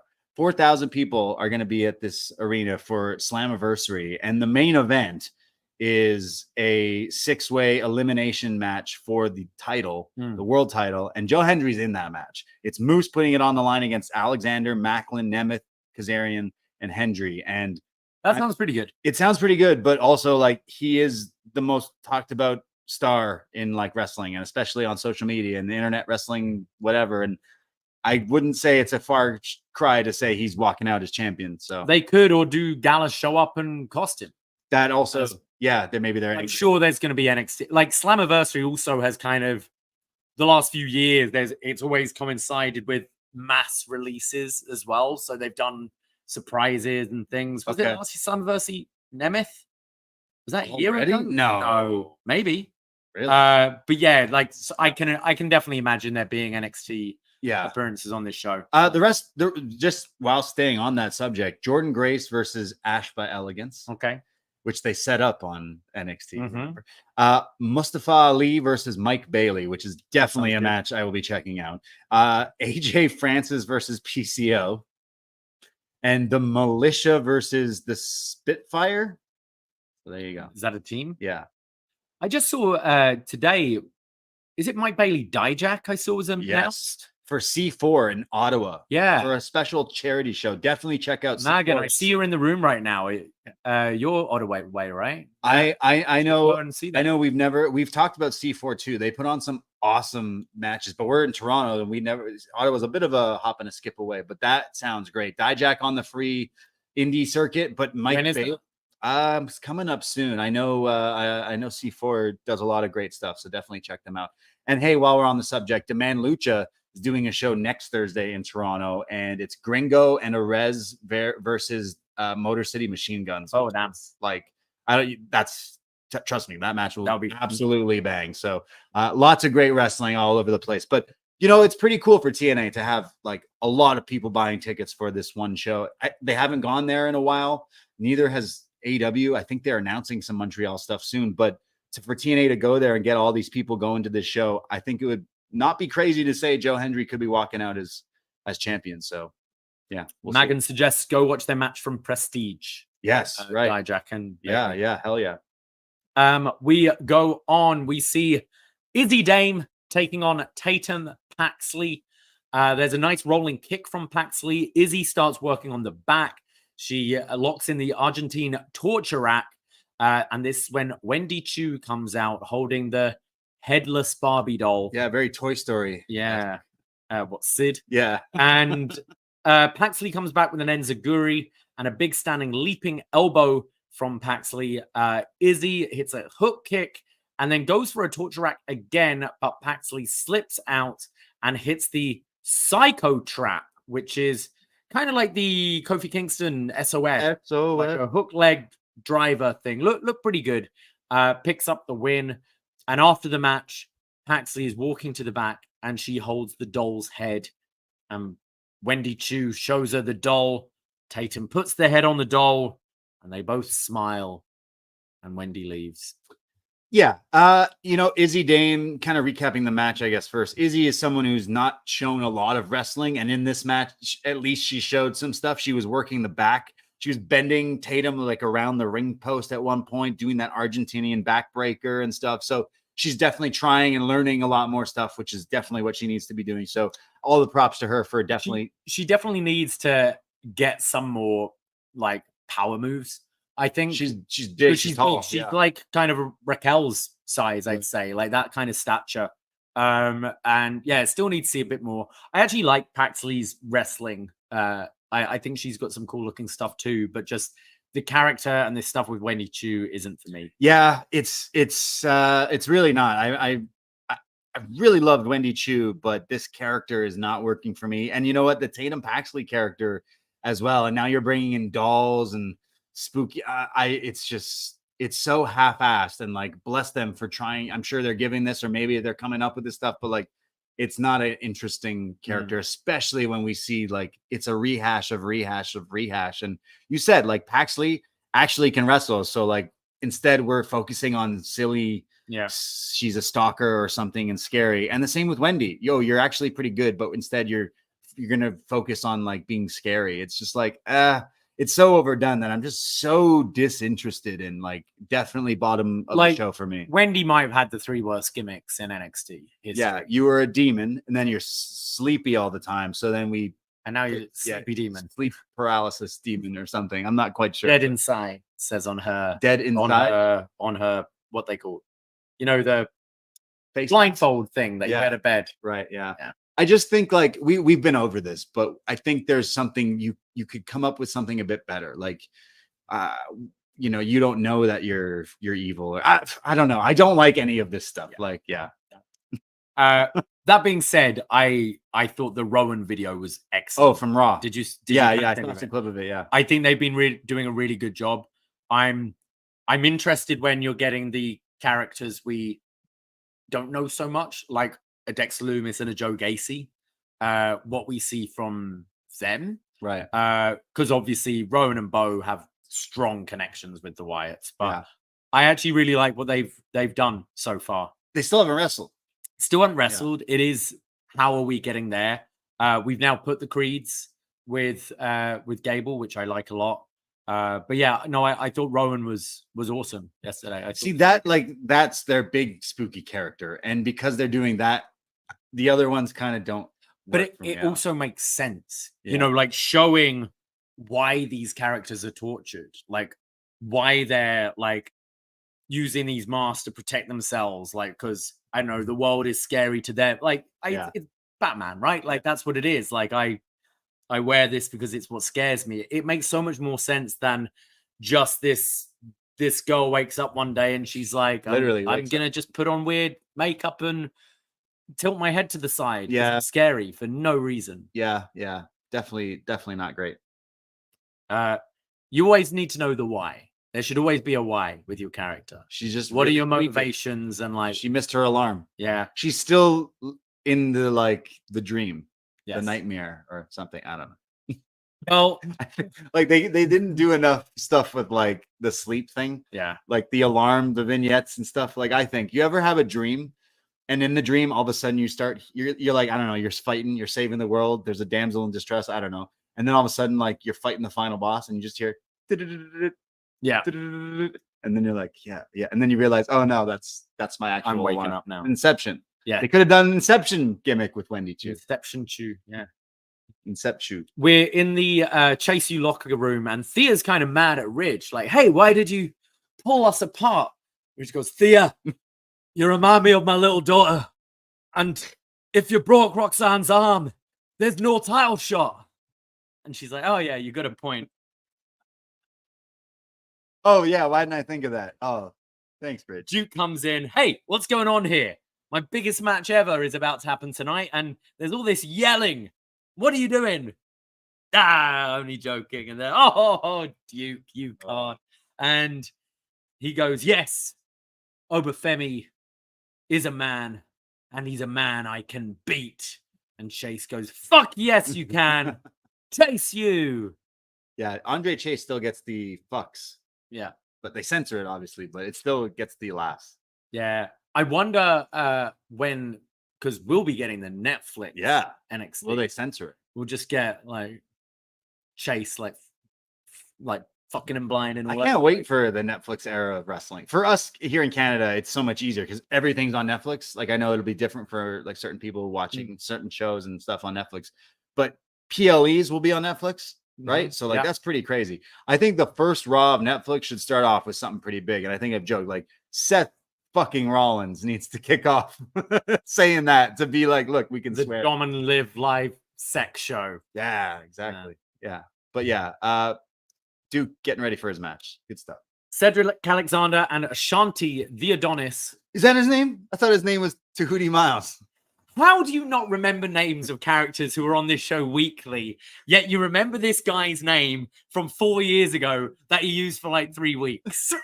Wait, so he had a different name and switched it to this one? He was Tahuti Miles like years ago, like pre-pandemic. And then he used it here, right? In NXT. Yeah, well, people don't forget. For a hot minute.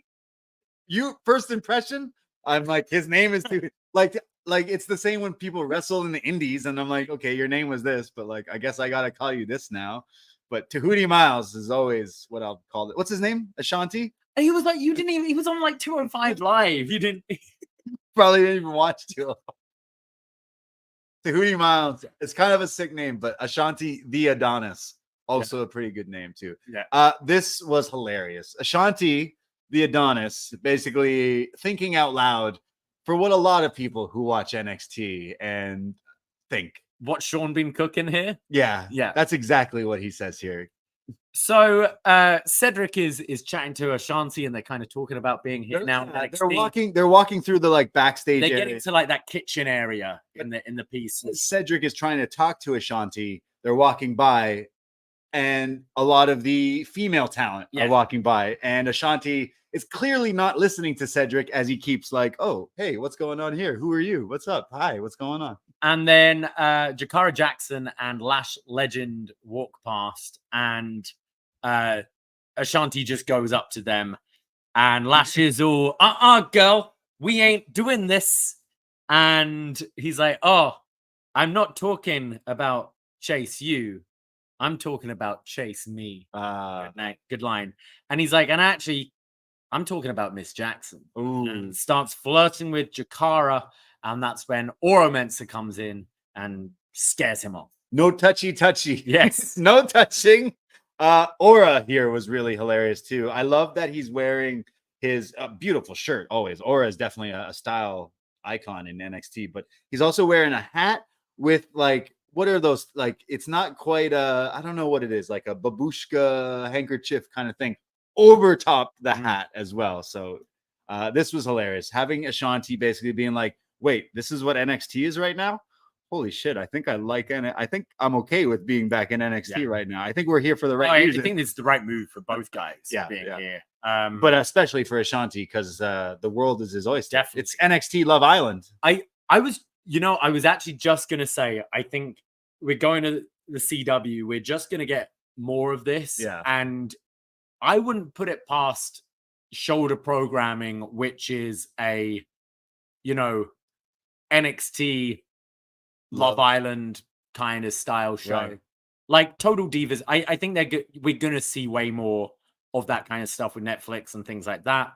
I could definitely see there's definitely room for an NXT one. We're all living in Florida, going to work at the same building every day, training with each other. Yeah. We're young, we're hot. Yeah. Like, let's fuck. Like social media, you see these wrestlers. We see what's happening. Yeah, like you see this is happening, and a lot of wrestlers, you're gonna mix and mingle, right? Like, but it's so like those shows are so popular, and they're always trying to tap. It's why Total Divas was so successful. Yeah. It tapped into a new audience, and it tapped into that whilst you were starting to pay more attention to the women's wrestling scene and getting women into wrestling that way. I have so many people ask if I watch Love Island. Sorry, I have so many girls ask me if I watch Love Island. Sorry, is this the one where they put you somewhere so you can't have any like outside interference in the world? Yeah, something like. So like, is there a Love Island going on now? There's always Love Island. So like, they don't know about Trump getting shot or anything like that?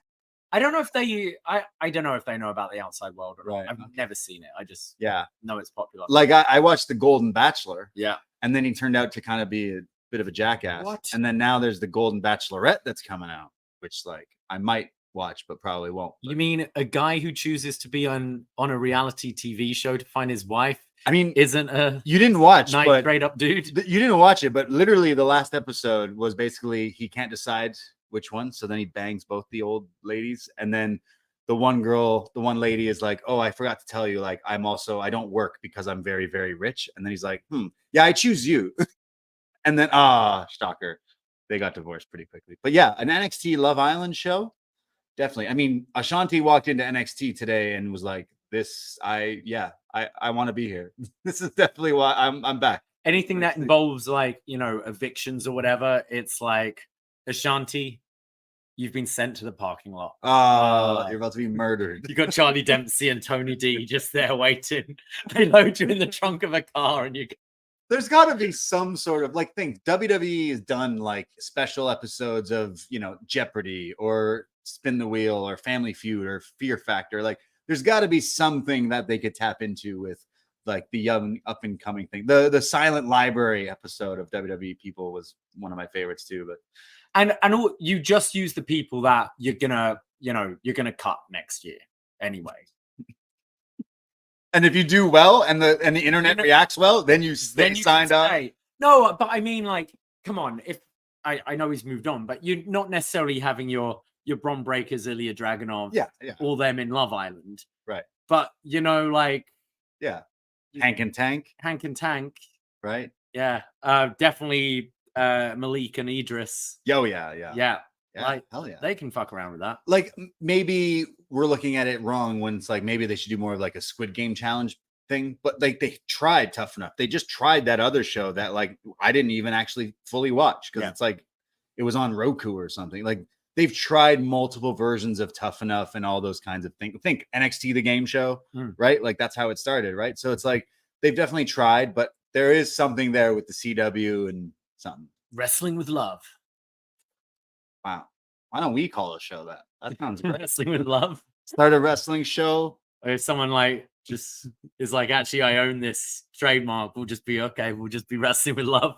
That sounds great. That sounds like a great game show for wrestlers trying to find love.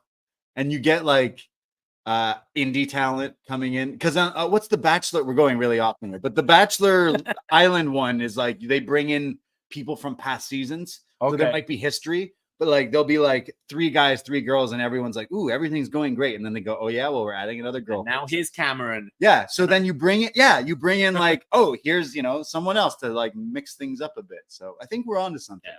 Triple H, Shawn Michaels, give us a call. Yeah. Cameron should be on the show though. Cameron and Naomi. Yeah. Right. Yeah. Ariane and Alicia Fox. Oh yeah. We need Noam as well. Then. Right. Yeah. Yeah. They could be. A metaphor can host it. Fuck it. Yeah. Because it's like if you're already in a couple, you wouldn't go on the show because you're not trying to find love. You're already in a relationship. So, right. Was there anything else on NXT this week?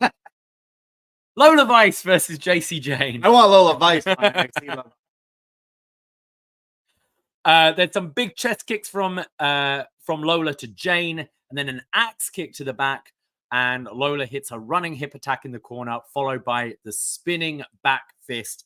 And Lola wins in quite quick fashion, beating Jacy. But after the match, Fallon and Jasmine attack, causing Sol Ruka and Carmen Petrovic to run out for the save. There's a double super kick from Sol and Carmen to send them out the ring, and the baby faces stand tall. Yeah, we kind of predicted that these 3 would kind of face off against these 3 baddies, essentially. Jacy Jayne didn't necessarily look any better in the ring than we've kind of seen from her in the past.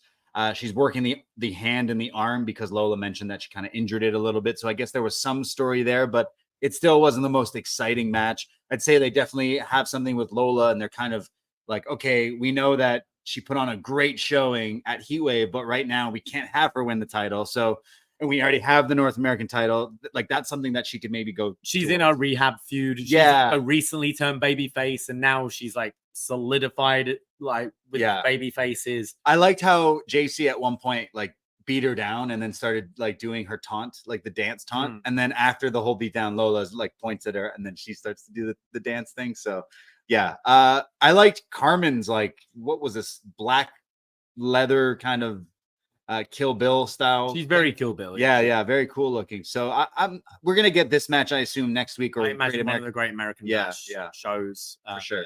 Make it like a Great American Street Fight 6-man tag. Yeah, why not? Kalani Jordan approaches Tatum Paxley and she goes, "Oh, you found Wendy's doll? Oh, it's actually my doll. Do you want to play? Oh, that's sweet, but you're too old to play with dolls. Fucking child. They're action figures." Yeah, it's just more stupidity to this gimmick I'm not really into. But thanks, girl, and walks out. So, and then Tatum replaces the blonde doll with a doll that looks awfully like Kalani. She's like, I don't want this white doll. I want. I thought that was a weird thing to do, but okay. Like, it's stupid, but as like a calling card, if it's like, this is my next target, and she has a doll for each woman in the locker room. Right. I think that's could potentially work. Yeah. So I imagine she's going to be I imagine Kalani's opponent at Great American Bash. Yeah. North American. Yeah. But again, Kalani kind of like the like. Oh, that's cute, but that's the fucking children. Exactly. Yeah. Like, she's got some sort of like trajectory of being a heel soon, I think. Ethan Page is asked as he's leaving if he's upset with how his night turned out. And he's like, "Oi, I was having a good time until Oro attacked me, stopping my celebration." And the interviewer, I think it's probably Dan Mather, goes, still just Dan Mather. Yeah. They go, "Yeah, but Oro pinned you." And he's like, "No, he didn't pin me. It wasn't a match. He didn't pin me." But yeah, I think we know where this is going. Yeah. We go to our next match. It's a mixed 6-person tag. The OC, Gallows Anderson, and Mia Yim taking on Out the Mud, OTM, Bronco Nima, Lucian Price, and Jada Parker. Mia Yim, sorry. Michin, sorry. Look, I know that her name Right, is now she was Michin. Mia Yim more than like 2 weeks on 205 Live, right? Her name is now Michin. You should make sure you say it. Yeah, Mia Yim. Michin, and I didn't write Michin once in my notes. Michin and Jada Parker start. There's the draping butt attack from Parker. Price and Gallows then go at it, and Lucian Price hits this huge Uranagi to Gallows, which was really impressive considering the size of Luke Gallows. Yeah, Luke is big. I mean, Luke lost a lot of weight. I think we've been joking about the Ozempic diet, but Luke Gallows definitely like. I think the whole of the OC has been on this. Yeah. Or they've just, whatever they're losing, they've given to AJ.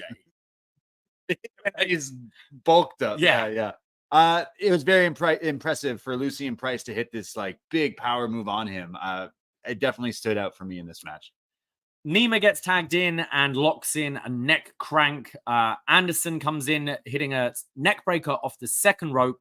There's the eat defeat from Michin, and then the magic killer for the win. Yeah, there wasn't too much heat in this match for me. The story is just these guys have been getting each other's whatever. It's good for OTM to work with people like, vets who can help them and learn and stuff like that. The Good Brothers aren't necessarily people that come to mind when you think of people helping younger talent, but they've been here and they've been helping. I guess in some way they do. No disrespect to Nima, but I think Lucian Price is the one that does stand out here. And it's also something about his eyes. I know we just had Shark Week. This guy has like shark eyes. Yeah. Is this guy wear contacts? Because like if these are his real eyes, he just stands out. Like he just stands out in a crowd because he looks so different with those eyes, but like in a good way, definitely. And he definitely showed up in this match. And this wasn't much of a match, but I thought that he definitely stood out. Yeah, these are two teams I'm not overly invested in, but Nima has looked at. Sorry, not Nima. Price has looked really impressive at. Nima.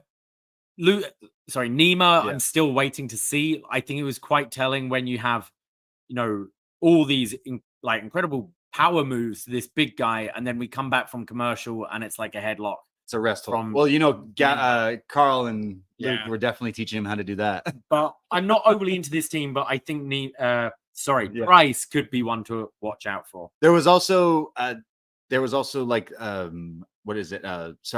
Jada, who was hitting the butt attack on Carl here. So there was like some like women attacking the guys and stuff as well. But I imagine this feud's over. Don't really care about it anymore. Yeah, I mean, we've had them all trade wins over each other, haven't we? It's been weird. Unless, you could get a plunder match with these, but I would like to just see them move on. Yeah, move on.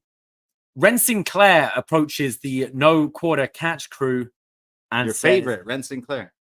You know what? I think she won me over this week. She says, I want in the group. And they're like, no. And they go, look, what did your dad say? Ren says, look, I'm not the only one who saw what happened. And they're like, what? Who else? Who else saw it? He goes, anyone who watched NXT? Yeah. Maybe, but she's like, I'm just joking. It was just me. And then, that game where you try and slap the other person under the knees? Like to get a point? Oh, slapping someone's knee? No, it's like you want to tag them under the knee. It's kind of like a wrestling game or whatever. The British thing? Maybe.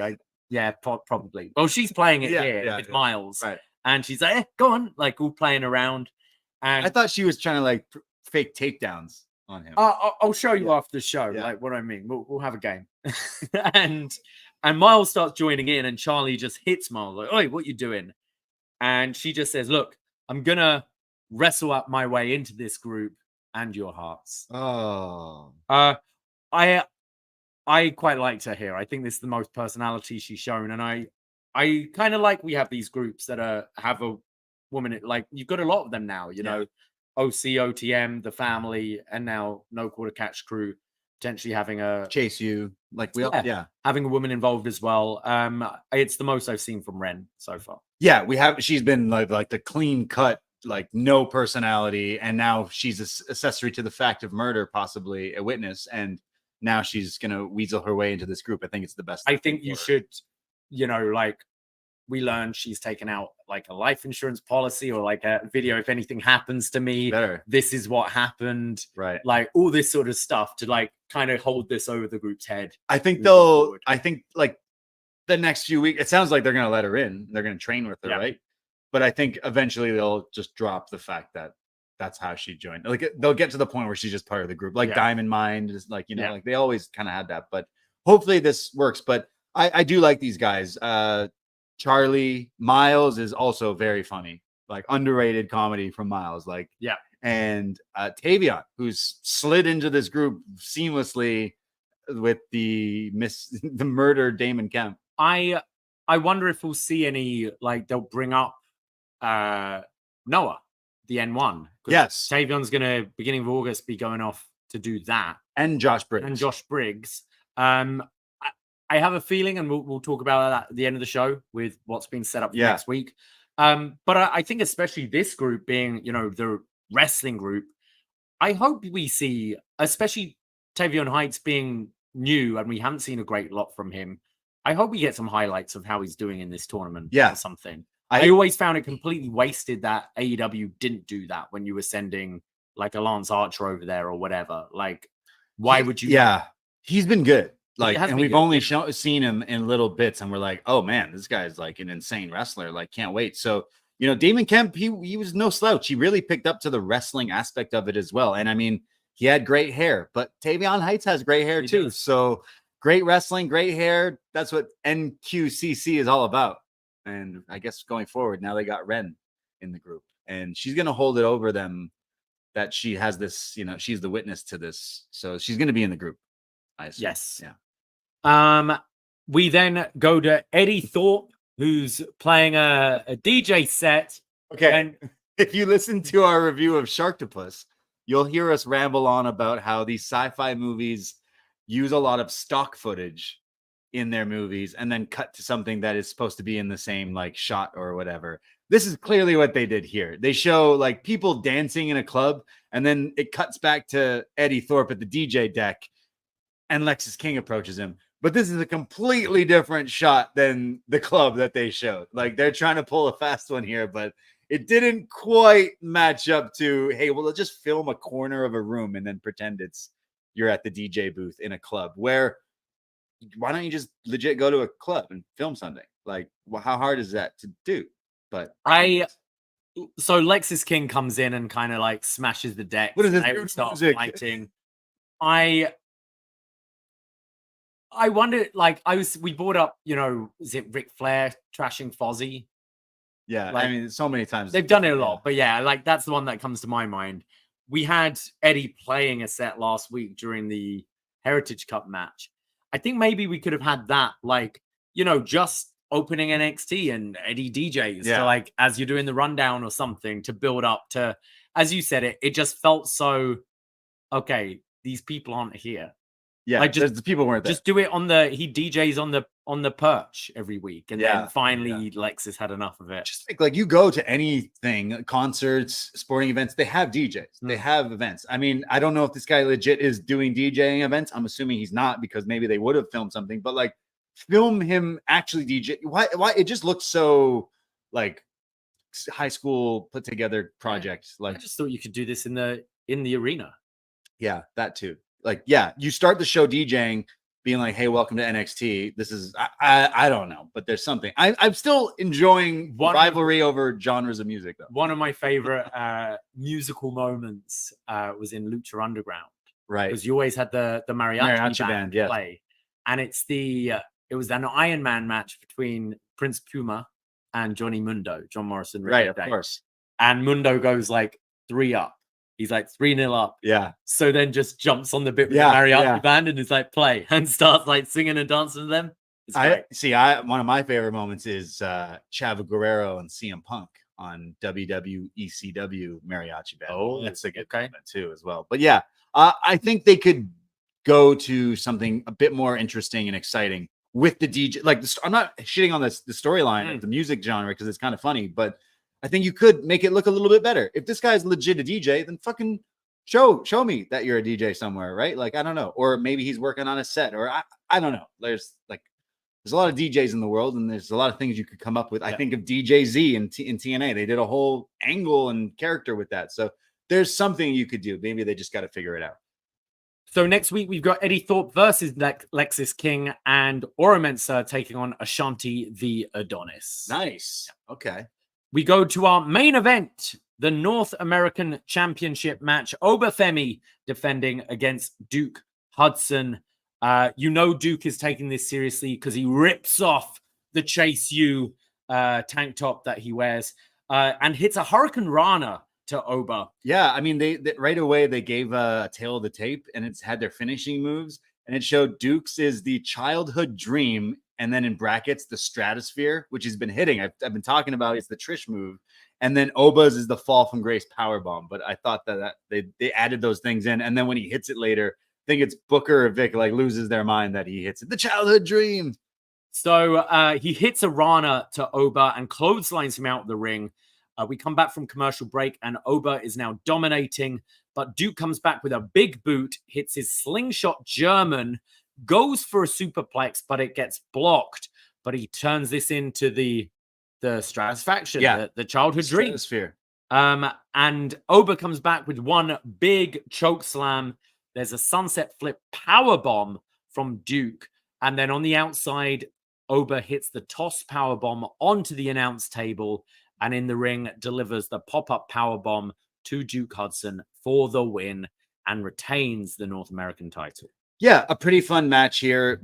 Both big guys, so they're hitting big power moves, and they gave Duke some hope spots, and the crowd are really behind him. It's weird because Oba, we want to cheer for him too because he's just so like stoic and just a monster. But the story of Duke and everything, they treated it really really well. He's a popular character right now, and I thought he hit a lot of cool looking moves. There was a good crucifix pinning attempt that the crowd really got behind, the sunset bomb as well. Like the wrestling was fine. I think like if anything, Oba's probably still green, and singles matches he has less of than it seems multi-man matches. So he needs to keep having more of these, but this was pretty good. I don't know if it got to like the levels that we've kind of seen at the stand and deliver triple threat, but still like a pretty entertaining match. And I know that we were thinking that this was leading to Riley possibly costing him the match or something, which they didn't do to give like Oba the big, like, I just beat him, like, because I'm Oba Femi. So the story this last week and this week is everyone's like, oh man, like Oba's going to kill that guy. Like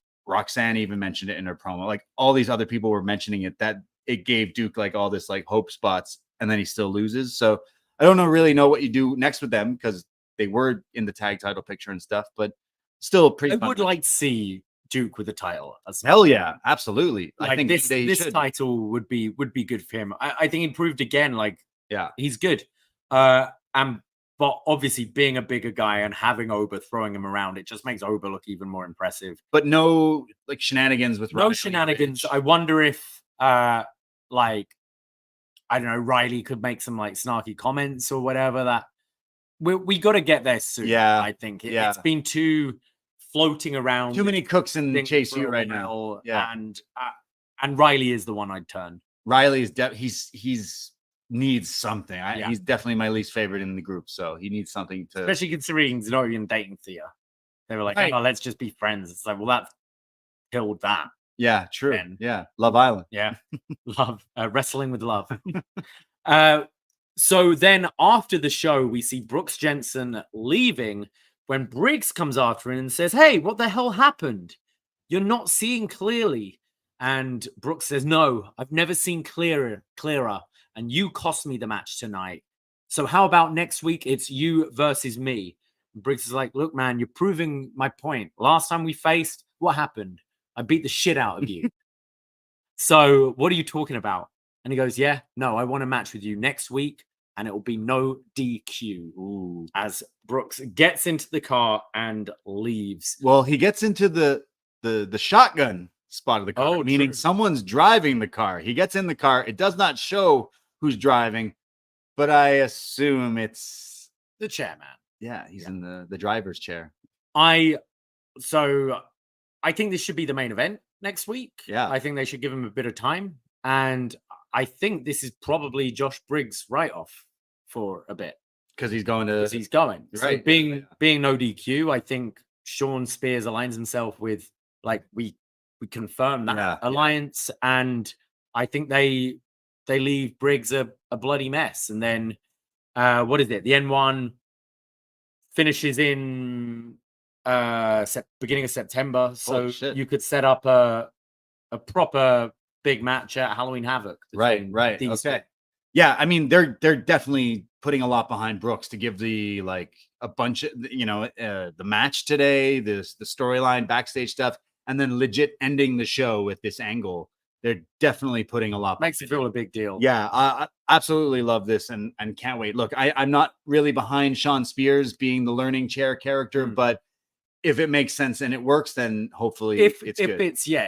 If Brooks is the focus of it, and he's just like the mentor role, like I'm kind of okay with that. Again, we've been in this guy's corner since he got here, and they started as this kind of, I don't even want to say goofy tag team, but like kind of just the two like redneck cowboy almost kind of thing, Americans, and now it's like becoming a whole other entity. And Briggs kind of stepping up. We've seen him in the past few months, but now Brooks as well. Like this is great. And if the match earlier today was probably my highlight of the show. So going forward, I'm really looking forward to this match next week, seeing these two really beat each other up. And I know Brooks like doing the whole Pillman kind of, outsider type thing. It's really working for me, and it's making things a little bit interesting with this character. So really into this and really excited for that match next week. I can't wait.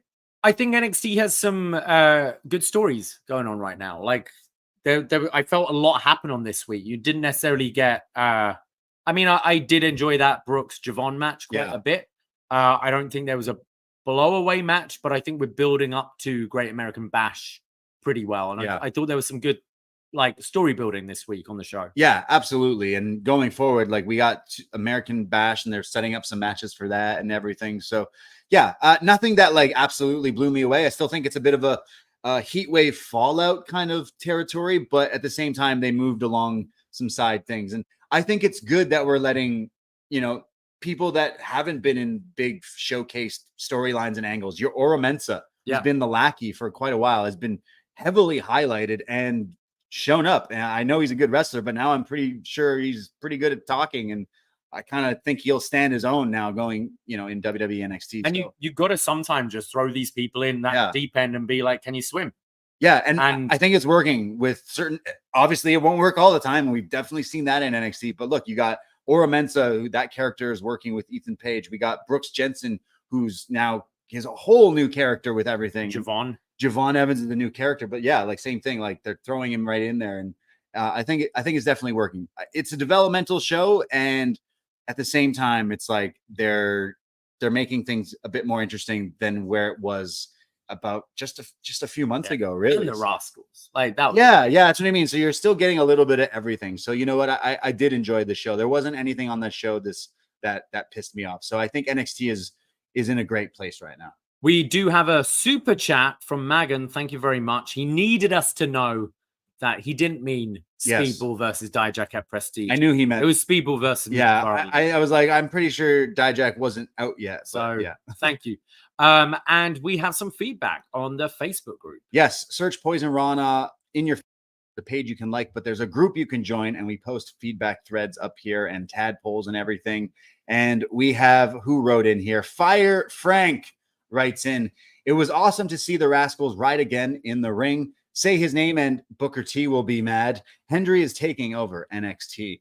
Brooks looked great with his new aggressive style before the dysfunction with Briggs cost him, as Evans continues to impress.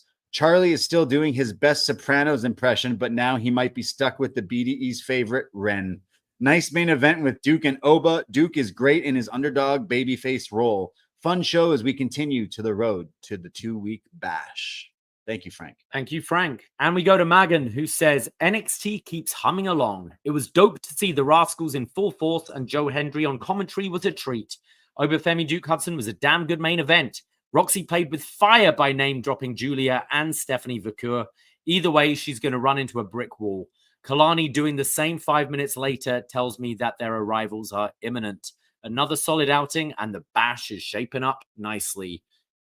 Yeah, could see definitely one of Julia or Stephanie Vacour appearing after the Roxanne right match. Yeah, right, absolutely. Yeah, for sure. I mean, we'll probably be seeing Bakur, maybe Julia at No Mercy, at Halloween Havoc, 2 big PLEs in the next few months. So yeah, some good stuff with WWE. And I think the way things are going, they've also done a good job. Obviously, Triple H and Shawn Michaels kind of running things with like the, taking people from NXT and then actually, synergy, like actually using them properly and everything, and not bringing people up and then not knowing kind of what to do with them. It seems to be working, and they seem to be cutting and moving a bit quicker. Like obviously it sucks when you see so-and-so is released and this and that, but like when they bring in these new people, they're doing stuff with them like right away. Like just Javon Evans, like you said, he hasn't been in NXT that long, and already he's like one of my favorites to watch. But also just making this world feel more real by having, Trick still chats to Ilya. Ilya's probably going to be facing Sammy and Braun for the Intercontinental title at SummerSlam. But it's not, now I'm on the main roster, I've forgotten about all of you. Yeah. You still have those connections. You'll have Gargano bringing up Theory being in the way when they're having their title feud. Right. Like, gone are the days where we just pretend this thing didn't exist. Yeah, it's more like it's in the world of WWE. It respects your audience. Yeah. Like if you're watching NXT, you're probably watching the other shows as well. And of course, people are going to watch that and be like, oh, I didn't know Austin. Maybe I need to watch NXT to like learn this kind of stuff. It helps your product. NXT is definitely for more of the hardcore fans, because it's like, people who really love baseball, they might watch developmental baseball. With someone like me or you, we'll go to a few Jays games, but maybe we won't, really watch that all of the baseball. Whereas this is still a WWE product, but at the same time, it's like building up the future. And you know what? I think they're actually really doing a good job of what this show should be and serve to be. So hats off to them. And I'm really impressed with some of the crop of talent, like Javon Evans, Brooke, Jensen, Briggs, all these young and up and coming people. There's some good people here, and they're going to be big stars in the WWE. You're already seeing Braun, Ilya, like all these stars. We're going to have to try our best to keep up with at least Briggs and Hype on the N1, right? Absolutely, especially Briggs, man. Like we've been following him for a while here, and it's pretty awesome. So that was NXT. That was. We will be back next Tuesday. Said that was next. That was next, yeah. We'll be back on Sunday, 2 p.m. Search Poison Rana in your YouTube or podcast app. Hit that subscribe, because we're going to go live on Tuesday. We'll chat all about some Raw, some SmackDown, some Dynamite 250. Will we be seeing Prince Puma tomorrow? Oh, is that the rumor? I mean, I don't know if it's much of a rumor, but he better be showing up in AEW pretty soon. Just on Sunday, we were talking about if it's MJF Ospreay at Wembley or if it's MJF Garcia. I mean, if Ospreay doesn't have a dance partner, I think Ricochet could slide in there pretty quickly as well. So I'm definitely looking forward to some Dynamite and everything else that's going on. So we'll be going live on Sunday, but of course we go live every Tuesday here on the Post Wrestling Network, chatting about some NXT. And I can't wait for Briggs versus Brooks part 2 next week. No DQ, baby. Appreciate everyone out there listening. And if you joined us live in the YouTube chat, love you very, very much. And go follow us at Poison Rana Pod, Twitter, Instagram. And I myself, you can follow me at the Brady. And you can find me at Davie Portman. That's it. That's all. Take care. Goodbye. Be safe. And don't work your way into a shoot, brother. Ahoy!